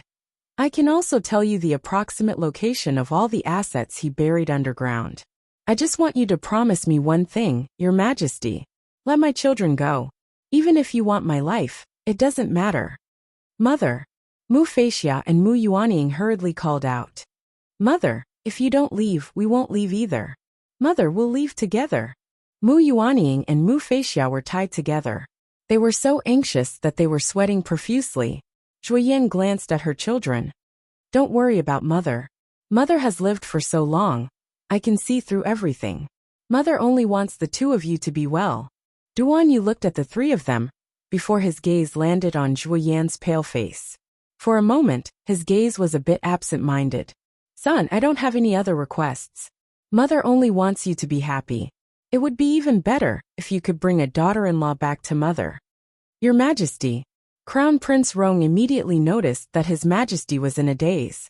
He quickly reached out and tugged at his sleeves. Duan Yu returned to his senses in a daze and said with a slight nod. In that case, before he could finish his sentence, he suddenly heard a soldier in front of him shouting, Who's there? More than a dozen people with sluggish footsteps and tilted heads walked out of the City of Eagles and approached the entrance step by step. Their movements were very sluggish, and they seemed to be walking with great difficulty. Zhuo Yan's expression abruptly changed when she saw these sluggish zombies. She hastily said, Your Majesty must be careful.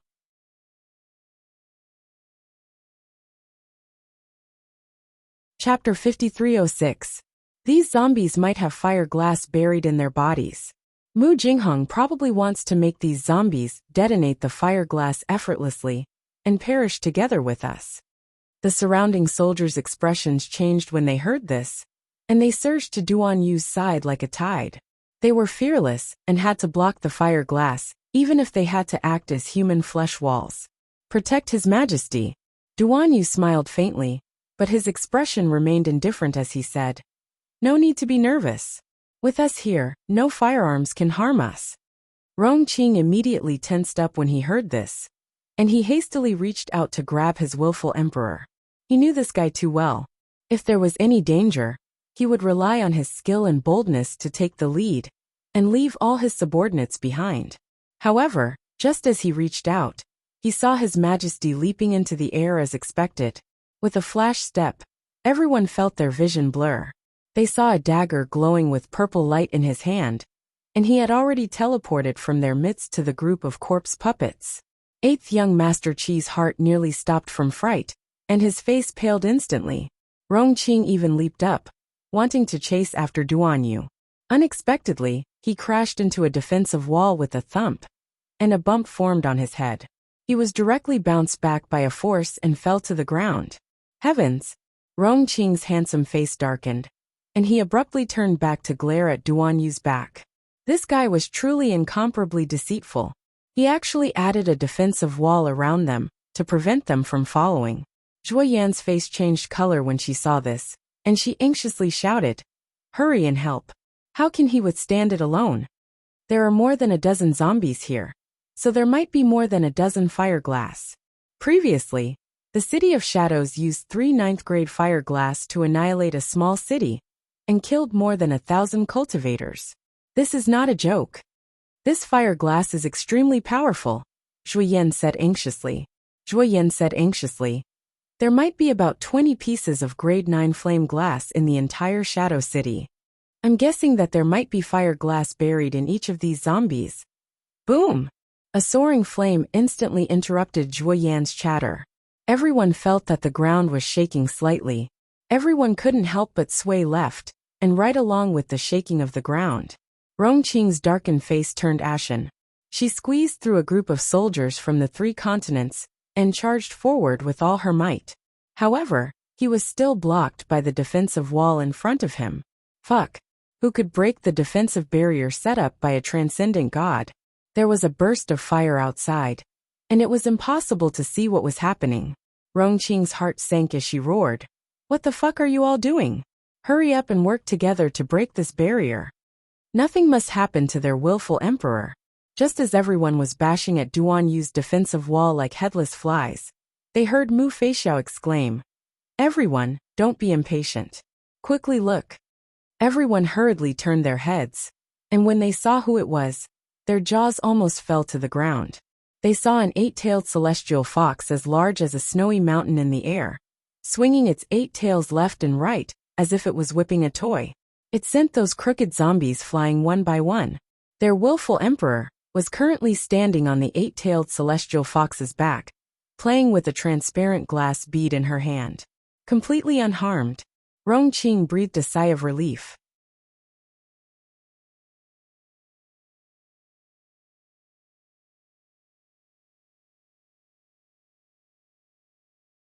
Chapter 5308. Thank goodness, thank goodness. Everything did not turn for the worse. Zhuo Yan nodded lightly in Duanyu's direction. She bowed respectfully and formally. "Please follow me." Duanyu nodded and turned to instruct Rongqing, before transferring 1,000 people to follow Zhuo Yan. Rong turned to instruct the members of the Heavenly Fate Army. "Everyone, put on your special defensive spirit clothing and follow me in. We will exterminate all the zombies in the city." In an instant, the sounds of battle shook the heavens and earth. Tens of thousands of soldiers and horses followed Crown Prince Rong's group. Under the guidance of Yi and the others, they all lined up and entered the City of Eagles. At the same time, Mu Jinghong led the remaining disciples into Eagle City's underground passageway and sent people up to scout for information. Mu Xiaoxue nervously twisted her handkerchief and hesitated for a long time before asking timidly, "Father, should we leave this place in advance?" Mu Jinghong angrily paced back and forth. How could he be in the mood to pacify his nervous daughter?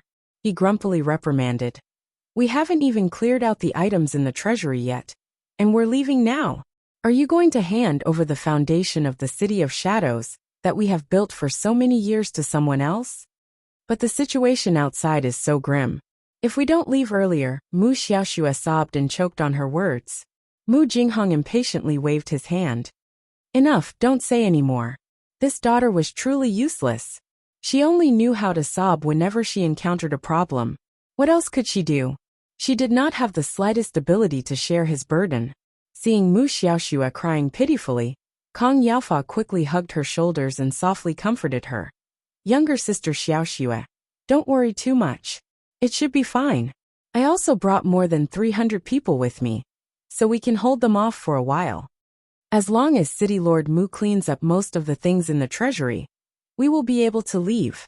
Don't worry, younger sister Xiaoxue. I will protect you even if I have to risk my life. Mu Xiaoxue nodded gratefully at Kong Yaofa and smiled through her tears. Thank you, brother Kong. She twisted the handkerchief in her hand as she stood on the side and watched her old father pacing back and forth in the passageway. Her heart was also in turmoil. Weren't the things in the vault just worldly possessions? At a time like this, her father still wanted money more than his own life.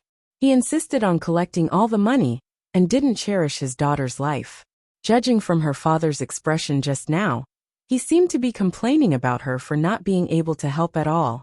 At the thought of this, Mu Xiaoxue felt frustrated again. Mu Jinghong paced for a while, and then heard a flurry of footsteps. 2 disciples limped over, dragging their broken limbs. Their faces were covered in blood, and their faces were filled with panic. When they saw him, they hurriedly went forward and cried, City Lord! City Lord!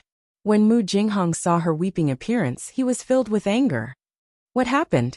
Mu Jinghong scolded in a deep voice. His face immediately became gloomy, and his eyes revealed traces of cold light. The 2 disciples didn't dare to hide anything and cried out, City Lord, Madam, eldest young master, and eldest young miss brought His Majesty and his people to the underground vault and killed many of our brothers. What? Mu Jinghong only felt his vision turn black. His footsteps were a little unstable, and his entire person was a little dizzy. That woman, she actually dared to do this.